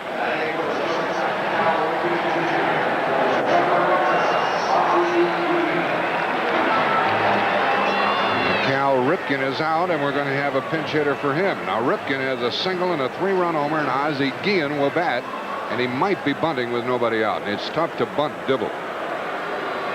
American League leading 3-2, 7th inning. Let him swing. And the managers usually do in a game of this sort. Yeah, right. There's no sense of coming to all of, unless it's an extra inning game, a game-winning situation. They didn't come here to bunt.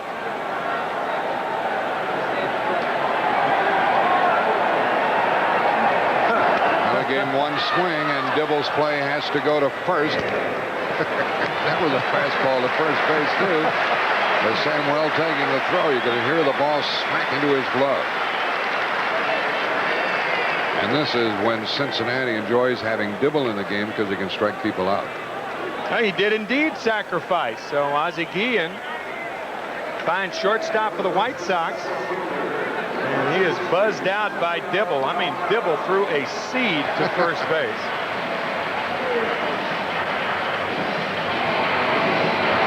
And we have another pinch hitter from the Texas Rangers. Rafael Palmeiro, and they're going to walk him. And they're going to make Dibble pitch with the bases loaded, 1 out. This will be the 3rd walk issued to the American League tonight. While they're doing it, let's go down to Jim Cott. Jeff Reardon, second on the all-time list for career saves. You're used to finishing games, but you got some unusual orders when Tony La Russa came out there. Yeah, when he came out, I was joking around, what should I do now? Because I'm not really used to coming out in the 7th inning, but I understand his move. You got to try to get all the relievers in there. And did you go to the bench and grab your pom-poms and cheer for Rick Aguilera? That's what he told me to do, so I went there, and Rick got the big strikeout, so it was nice to see him do the job. All right, back to Jack and Tim. As a result of that strikeout of Eddie Murray, the American League held on to the lead, and now they have a big threat going.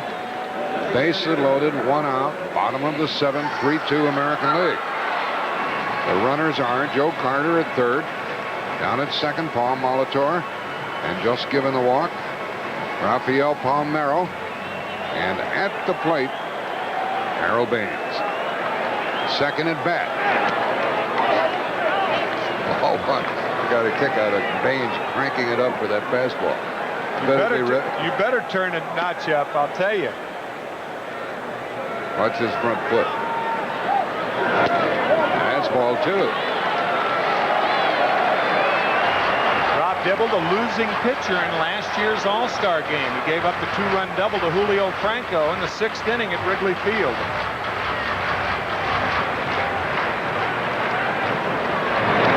And a line drive into right, and it is caught by Felix Jose. The throw is not in time.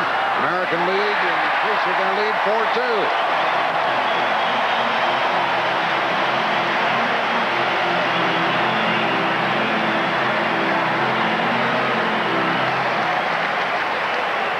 That run charged to John Smiley, 4-2 Americans. That was a good base running play by Joe Carter. Your inclination is to take a couple of steps toward home, but because the ball has no lift to it, you don't have much time to get back to third, and you could see Carter scamper back to third base and score rather easily.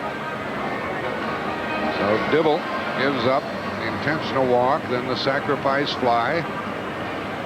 And he will pitch to Ruben Sierra after Carter scores. 1st and 2nd, 2 out. I don't know where Felix Jose was throwing that ball. Ball 1. You're not going to throw it home. You better throw it to 3rd. If you don't throw it to 3rd, you better throw it to 2nd. I think he was trying. A lot of times when an outfielder catches the ball, you don't get a good grip on it. You try to throw it too quickly. And I think that ball obviously missed the cutoff man, Eddie Murray. But I don't think he had a good grip on the ball across seams to throw it like he can. 2 balls, no strikes to a dangerous hitter, Ruben Sierra. They're doing trading card business here during the course of the game. Kid's got a good collection.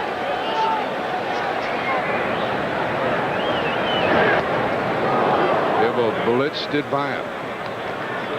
Here's that throw by Felix Jose. the right fielder. And when an outfielder throws it this far offline, you know he didn't have the proper grip on the ball, and Carter's allowed to score easily. 4-2 American League, 7th inning.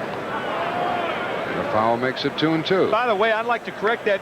Rob Dibble gave up the losing hit last year. He gave up the double to Franco, but the losing pitcher was Jeff Brantley of the Giants. And as a result of that, the American League has won 3 in a row, and they're leading here in the 7th, 4-2.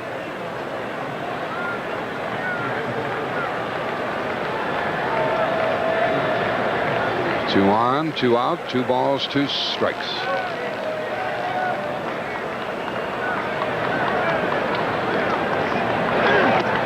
And the strikeout ends the inning, and now the American League has left 8, but they're on top by 2. Introducing the new 1992 Paseo from Toyota. It's a practical, sensible car. Women dig it. For people who know their limitations. Let's party. And can appreciate performance. 16 valves, 100 horsepower. In moderation. So don't expect a lot of excitement. It's a blast. Just good, basic transportation. Women dig it. At a price we're too modest to mention. Starting under 10 grand. We think you'll probably like it. You'll love it. The all-new Paseo, a very practical car from Toyota. If your sporty car doesn't feel so sporty anymore, you need a change. By the team, the BF Goodrich Tire Team. And right now, when they put on a set of 4 BF Goodrich TA tires, take advantage of this Major League offer. Get your choice of a Major League team jacket or pullover with your favorite team logo free. For a whole new level of performance and free sportswear, hustle into a participating BF Goodrich tire dealer today.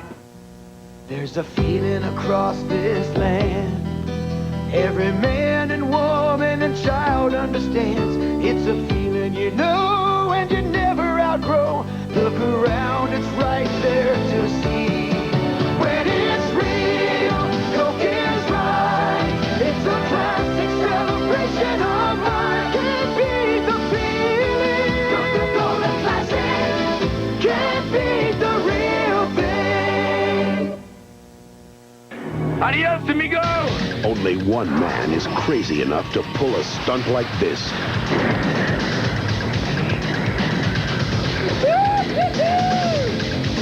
Only one man is crazy enough to go after it. You pull the cord! Patrick Swayze. Now you pull it! 6 seconds! Keanu Reeves. Pull it! Point Break. Rated R. Starts Friday at theaters everywhere. 11:25 p.m. in Toronto, and not many people have left this game. 4-2, the American League on top. And we want to update you now on the results of our in-progress CBS AT&T viewer poll. The question was, do you favor the use of an instant replay as an officiating tool in sports? Here are the numbers. Baseball, 54% of you said yes. Basketball, 52%. Football, 69%. And golf, 35%. And remember, the lines were made open on this 1-900 number throughout this broadcast and until the end of the broadcast. And fellas, if you don't have time, I'll make the call for you. Back to you guys. Thanks, Pat. You can make the call and vote against the instant replay in baseball for me. How about you, Tim? Same. Here we go into the 8th inning, and time running short for the National League. They're down by 2. Bonilla against Rick Aguilera. 8th inning. Puffed it up. And Ozzie Guillen, the new shortstop, wants it. Puckett stays away, and there's 1 out. The new first baseman for the American League is Rafael Palmeiro. You just saw Ozzie Guillen, the happy little imp. He just made the putout. And the new third baseman was the pinch hitter, Paul Molitor.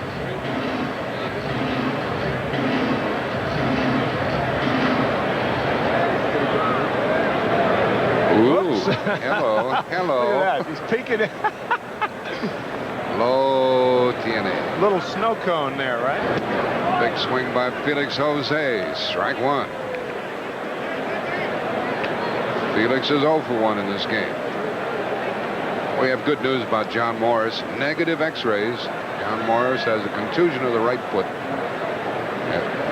after being struck by the batted ball by Bonilla. That led to the National League's first run. Their other run, a home run by Dawson, which should have counted for 2. He hit it so far.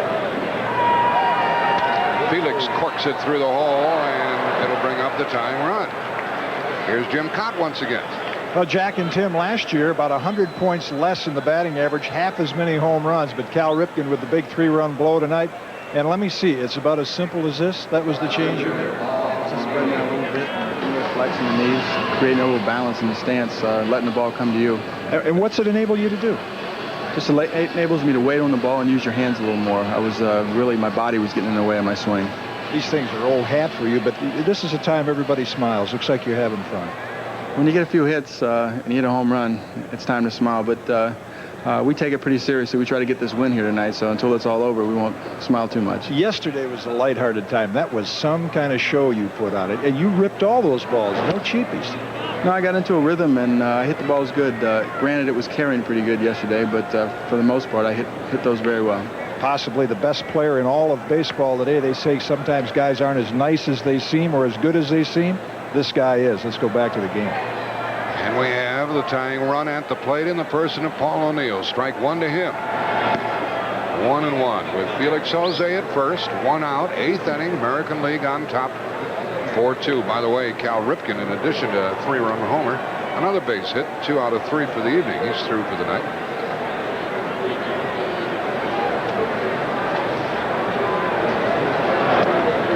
Low to O'Neill, who for a big hitter knows that strike zone extremely well. And Lou Piniella flashing signs to the third base coach, Sam Perlaza. Doubtful anything's on here. I mean, I think the National League has to wait back for the 2-run homer. If you're 1 run up, something may be on, but not 2 runs. Jose, the runner, being held by Palmeiro. 1 out. Aguilera makes certain.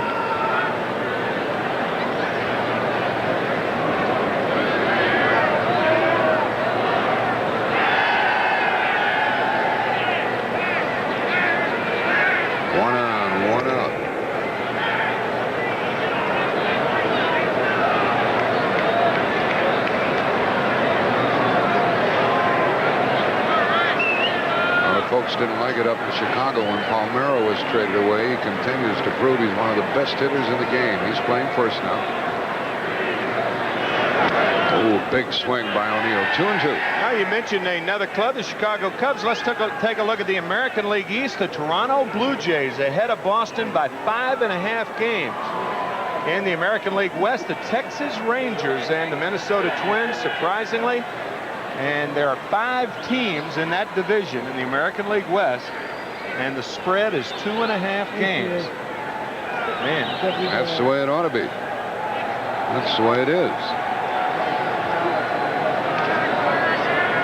Still 2-2 to O'Neill.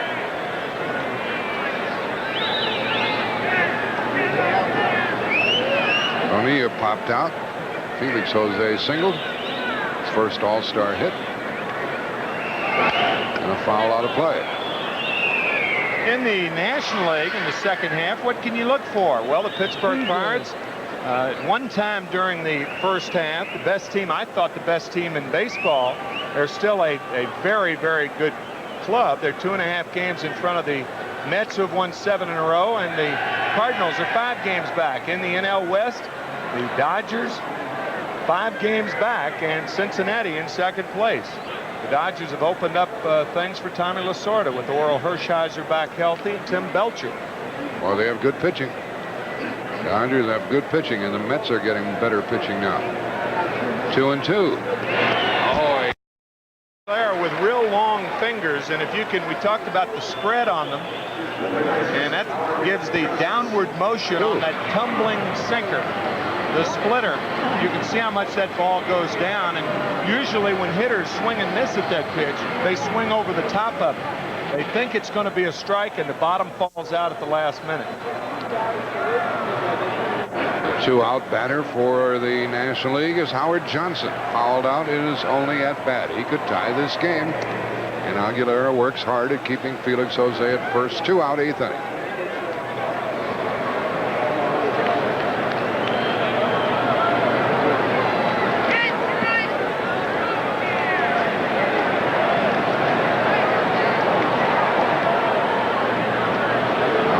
Johnson with a great RBI total. Look out back here.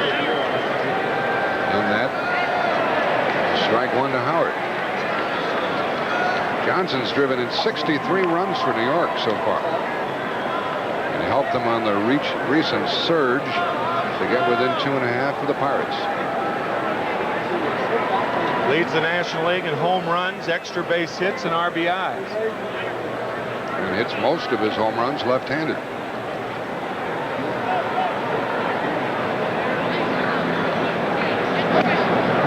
Up and in, 1-1. That's a lot of RBIs for the first half of the season.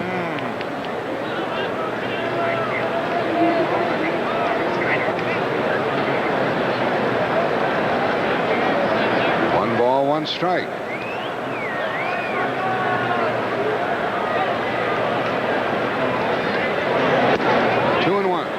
40 RBIs shy of Hank Greenberg back in 1935. Now listen to this. He had 103 RBIs at the All-Star break, Hank Greenberg, and didn't make the All-Star team. 25 home runs, 103 RBIs, and the guy who chose him, his manager, was Mickey Cochran, who was also, his manager. And didn't pick him. And didn't pick him. How about that? 103 RBIs at the All-Star break. Greenberg ended up that year with 170 RBIs. Yeah, when I was chatting with Ted Williams and Joe DiMaggio last night, looking at those RBI figures, 150, 160, 145. 2-2 the count with 2 out. Fouled by Johnson. He's the tying run at the plate in the 8th inning.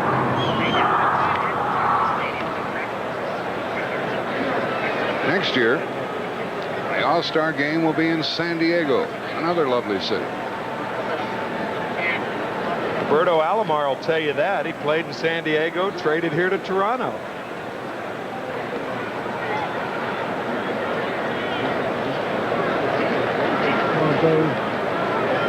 Howard Johnson can hit that fastball away. Fisk thought they had him struck out. Aguilera started to walk off the hill. This ball right on the outside corner, and Fisk wanted it. Aguilera wanted it, but Joe Brinkman didn't call it. Now the runner will go.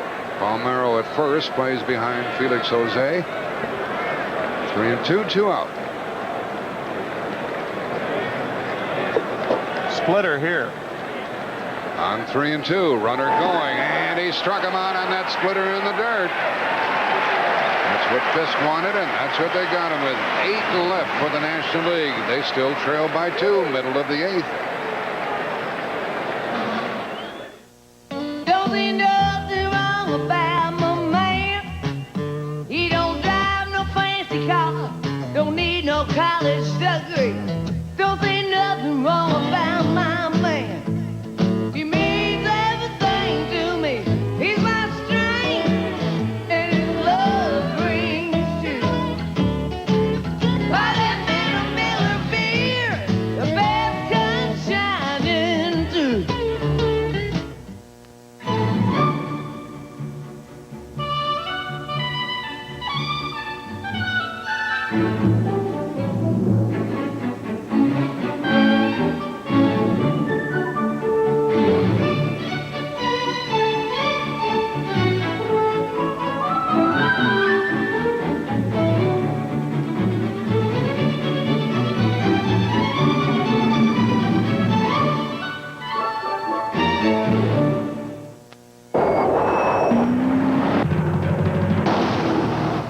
Been driving for nearly 2 decades. You've had your license renewed a number of times. Isn't it time you had your spirit renewed as well?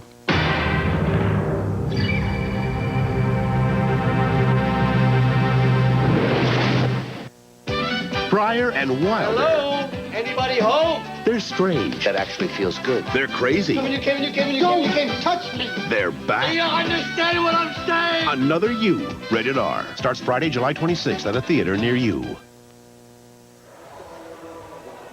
CBS Sports presents the 62nd All-Star Game from Toronto, brought to you by your Toyota dealers. Toyota, I love what you do for me. The people at Nike who encourage you to just do it. And by Miller High Life, buy that man a Miller.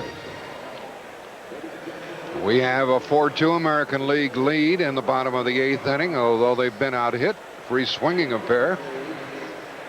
Looking down from our Fuji blimp, and then a close up to Mike Morgan, a 9-5 performer for the first place Dodgers. And that in itself is unusual because Mike Morgan has never pitched in the big leagues or professional ball really and had a winning record. The VIP box here at Skydome. Commissioner Fay Vincent is there. And that's where President Bush was and Prime Minister Brian Mulrooney. They are elsewhere at the moment. Also Ted Williams and Joe DiMaggio, which conjures up the Paul Simon song, Where Have You Gone, Joe DiMaggio? A nation turns its lonely eyes to you. Woo, woo, woo. Why don't you sing it? No, I can't. I'll give you the pitch. Here's the pitch from Mike Morgan to Kirby Puckett, and that's a strike. Puckett batting for the first time this evening. Low and away, 1-1. Big 3-run homer by Cal Ripken, the story of this game. That occurred in the 3rd inning. National League jumped on top with a run. Ripken's home run in the 3rd. National League, Dawson, a home run in the 4th, 3-2. Insurance run in the 7th inning for the Americans, 4-2. Bucket of foul, 2-2. This copyrighted telecast is presented by authority of Major League Baseball. It may not be reproduced or retransmitted in any form without the express written consent of Major League Baseball. National League will have only one more crack at it. Larkin to Murray. And one gone in the home 8th. Barry Larkin, boy, the Reds missed him when he was out of the lineup. And we mentioned his recent surge in power. Kirby Puckett, I'll tell you, I don't think anybody in baseball has as much fun playing the game than Kirby Puckett. Out early every day. He plays with Tom Kelly's son, as a matter of fact, when throws batting practice to him, and he's out on the field at 3 o'clock. Cannot get enough of baseball. Carlton Fisk, the oldest player ever to catch in an All-Star game or get a base hit. That occurred here tonight. And he is 1 for 1. Ball 1. In the National League 9th inning, it's due to be Santiago, Larkin, and Butler. Morgan throws inside. Ball 2. Who will ever forget Carlton Fisk 11th inning home run off Pat Darcy back in the 1975 World Series, Game 6 against the Reds. Reds won it in 7. One of those unforgettable baseball moments. That's a strike, 2-1. Like the Williams home run in the All-Star game in Detroit, or the one against Rip Sewell on the old blooper pitch. People never forget those. And tonight, Cal Ripken made the highlight film of All-Star Game for the home run. We'll be seeing that in the future. Maybe we'll show it to you next year from San Diego. 2-2 to Fisk.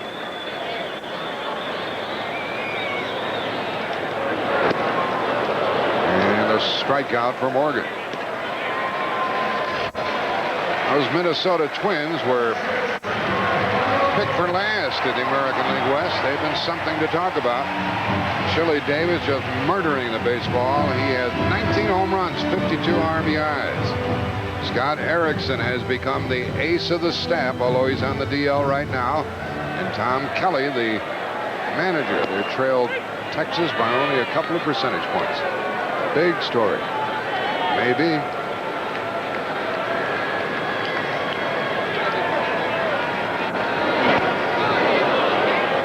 Spins away from a Morgan pitch, 1-1. Fastball inside by Mike Morgan. And you kind of wonder why Alomar's still in the game.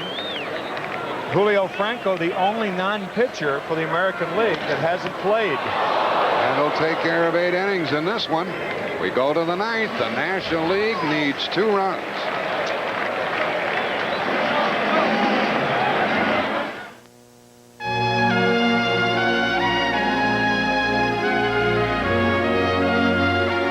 After years of intense work, Lexus is ready to celebrate. Because even at the equivalent of 145 miles per hour,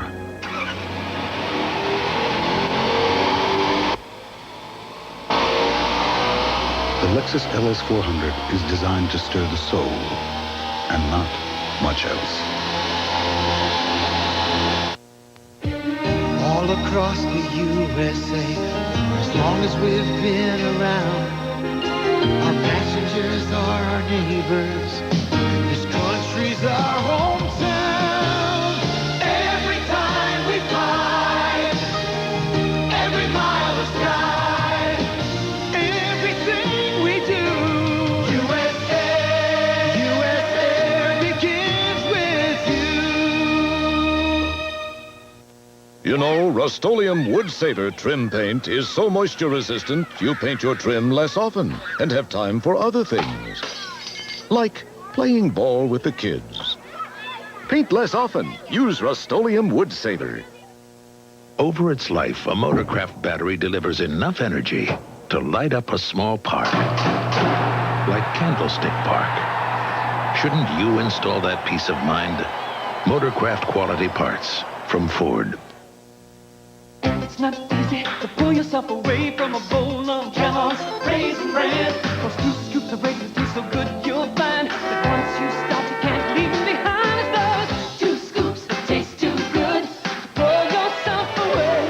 2 scoops of raisins, golden flakes of bran. Get every bite you can. It's those 2 scoops that taste too good to pull yourself away.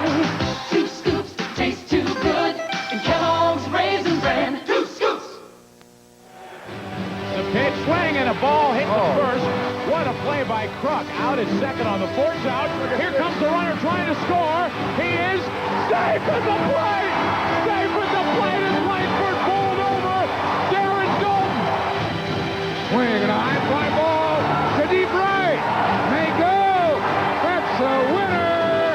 On a home run by Felix Jose.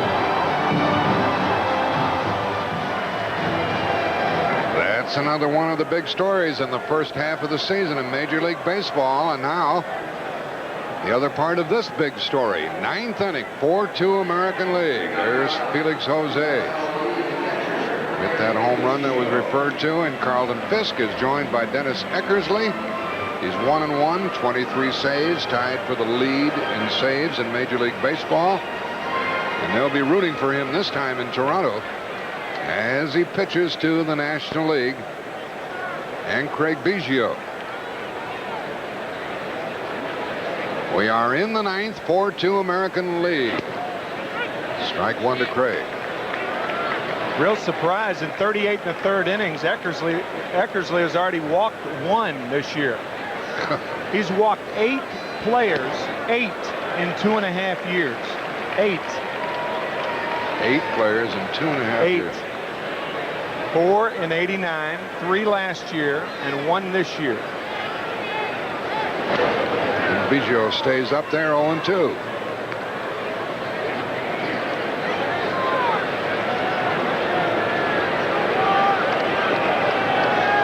Biggio leading it off, and the National League needs a runner to have a chance. And a foul goes out of play. The on-deck hitter will cause a lot of commotion when he comes up there, George Bell. George, the MVP here in Toronto in 1987. We are in the 9th. And Biggio hits it to Alomar, traps it and throws him out. That was a good play on a tough hop. Roberto has played the entire game. And Sparkle there. Fastball away to Biggio, and he hits a rocket to second base. And Alomar taking it right in the stomach and then recovers in time to throw out the speedy Biggio. Now you talk about mixed reaction. That's what we're getting from the crowd as George Bell comes up to hit. The former Toronto player now playing and producing for the Cubs. Some booing, some standing and applauding. George told us that when he used to play up here, they called him King George. Well, some do, some don't. Leadoff man is gone. Bell pinch hitting. Batting in the Larkin spot. 1 out. He knows Eckersley too well. They're having fun with Georgie here. Yeah, on his return, it doesn't sound to me like he's king for a day. No. Or for a night here in Toronto. This has been a fun game with a lot of action, and Cal Ripken hoping his 3-run homer stands up. That's low.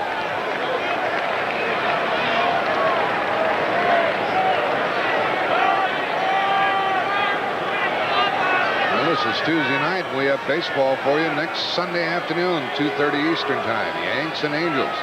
Pre-game show. Watch it at 2:30. DiMaggio, Williams. Late swing with that one, 1-2. Oh, they'll howl if he strikes out. They're getting ready. So is Eckersley. We'll let you listen. 1 out, nobody on. National League trailing by 2 9/10.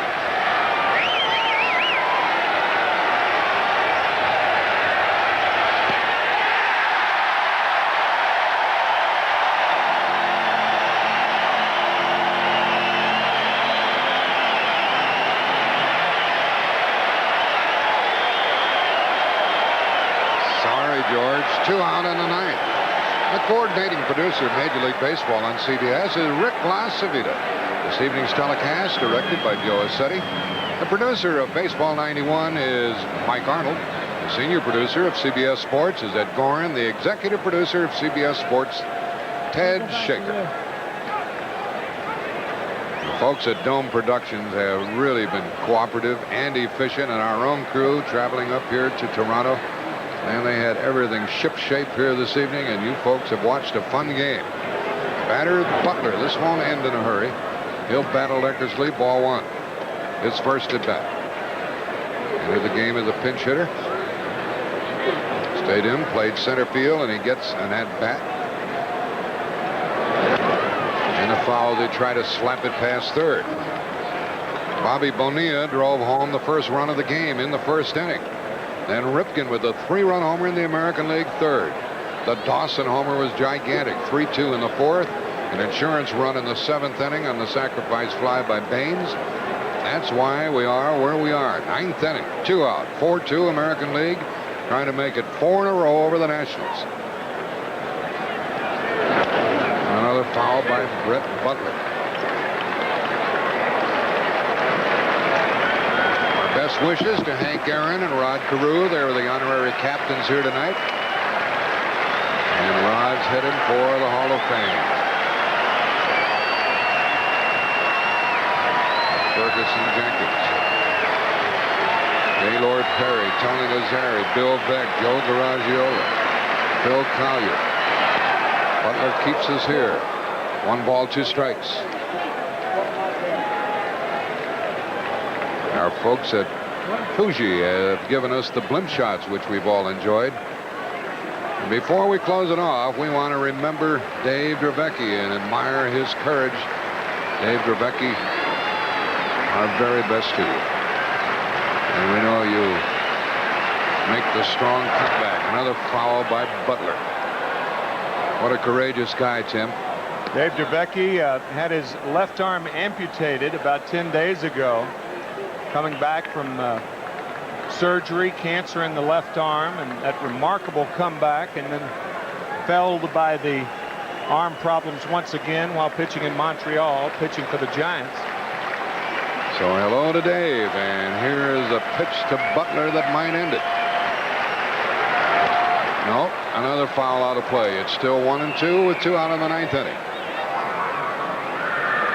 What do you remember most of all about this one, Tim? The stadium and the people and the excitement. And the home run by Ripken and the blast by Dawson. Well, Tony La Russa will win 3 in a row if it comes to fruition here. First ever to do that as a manager. Maybe 3's the magic number, because if Eckersley saves this game, as you look at the 3-run homer by Ripken, if Eckersley saves this game, he will have 3 All-Star saves, the first man to ever do it. So 3's the number right now. And a good play by Eckersley. The American League wins it. 4-2. It was a lovely evening here in Toronto. Pat O'Brien will be joining us and have some interesting comments for you. Don't go away. The American League won at 4-2 on a wonderful night in Canada. Over its life, a Motorcraft battery delivers enough energy to light up a small park, like Candlestick Park. Shouldn't you install that peace of mind? Motorcraft quality parts from Ford. Motorcraft energy-conserving oil can help reduce fuel consumption. It can also reduce traffic. Motorcraft quality parts. Peace of mind from Ford. If your sporty car doesn't feel so sporty anymore, you need a change. To BF Goodrich TA tires. Put on a set and feel a whole new level of performance. Introducing a true breakthrough in sun protection. New Sweatproof Coppertone Sport. When you sweat, it won't run in your eyes to sting you. New Sweatproof Coppertone Sport. Because for some, life's not a beach. People can give you their word in many ways. But when it comes to something as important as selling your home, you want a commitment in writing. That's why at Century 21, we give you our Seller Service Pledge. A written commitment that spells out a specific plan of action and promises the highest level of professional service, the standard by which all others will be judged. Century 21, it's as good as done. Sunday, they're young and very restless. The up-and-coming Yankees take on ex-teammate Dave Winfield and the Angels. Baseball's biggest moments are on CBS. In the tropics, he's the only private eye. If you're in trouble, maybe I can help. And things are heating up. Sweating Bullets in CBS Prime after The Flash, Friday. CBS Sports coverage of the 62nd All-Star Game from Toronto has been brought to you by Lexus Automobiles, the result of a relentless pursuit of perfection. AT&T, the right choice. And by Miller Lite, it's it, and that's that. And so the American League has won now the last 4 All-Star games, winning tonight 4-2, and the fans here in Toronto go out into the balmy Ontario air with cautious dreams of the second season. And the man who had a dream night is standing by with Jim Cott. Jim. All right, Pat, I'm with Kurt Ritter, marketing manager, trucks from Chevrolet, who has a very pleasant duty and a presentation to make. Kurt? Congratulations, Cal. Splendid performance. On behalf of Chevrolet and all of its dealers, I'd like to present you with the Chevrolet MVP Award. As well, I'd like to present you with a 91 Chevrolet Astro van that will be donated in your name to the charity of your choice. Thank you much for a splendid performance. Thank you. Boy, what a couple of nights here. I mean, when you go home tonight with Kelly and you talk about the home run hitting contest, being in this place, what's the thing you're going to take from this game with you most of all? Geez, I don't know. Probably I surprised myself the last couple of days. I don't know. I haven't done much offensively in any of the games I've played in. Matter of fact, I almost doubled my hit output tonight. And to hit a home run, it was just a great feeling. And yesterday had to be a thrill, too, because you've said your all-star hero is Brooks Robinson. He was in the game yesterday. Well, that's so true. I grew up trying to be just like Brooks Robinson. He was here. I did well in the All-Star game. Couldn't ask for anything more than that. Don't need any more days off. No more talks about days off for Cal Ripken Jr., right? Well, that's the best part about having such a good first half and a good All-Star game here is everybody's let the take a day off line die for right now. Great night. Very enjoyable. Let's go back to Pat O'Brien. Thank you. He may have surprised himself, but he did not surprise the fans of baseball. We'll be back with a final thought from Ontario after this. Stay with us.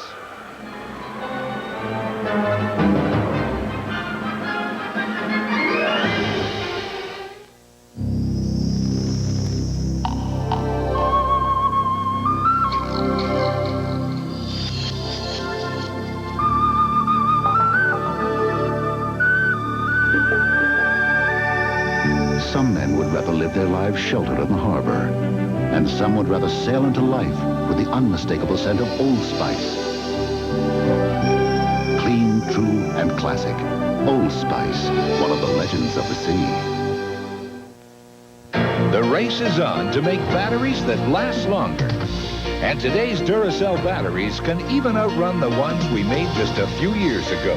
Today's Duracell. You can't top the copper top. No better way to face the day. The morning belongs to Speed Stick. It's what more men reach for, to prepare, to prevent, to protect. Speed Stick. No better way to face the day. When you've got a tough case of athlete's foot, the itching, the cracking, the burning, you want a medicine that acts tough. Tough-Actin Tenactin. Clinically proven Tenactin cures even the tough cases of athlete's foot fungus. Get Tough-Actin Tenactin. This is not what you want in a shave. Now you've got the edge. With 6 rich lubricants. For less irritation, you've got the edge.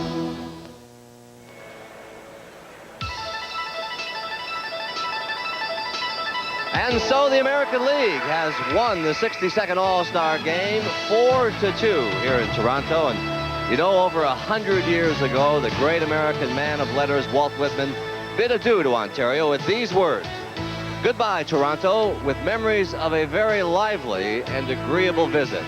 Indeed. So for Jack Buck, Tim McCarver, Jim Cott, President Bush, and Brian Mulrooney, I'm Pat O'Brien saying so long from Skydome, where the final score of the 1991 All-Star Game once again is 4-2. CBS Sports coverage of Major League Baseball continues this Sunday at 2:30 Eastern Time with Baseball 91, followed by the New York Yankees and the California Angels. On Saturday at 5 Eastern, CBS Sports takes you to the Charlotte Motor Speedway for the Battle of the NASCAR Legends.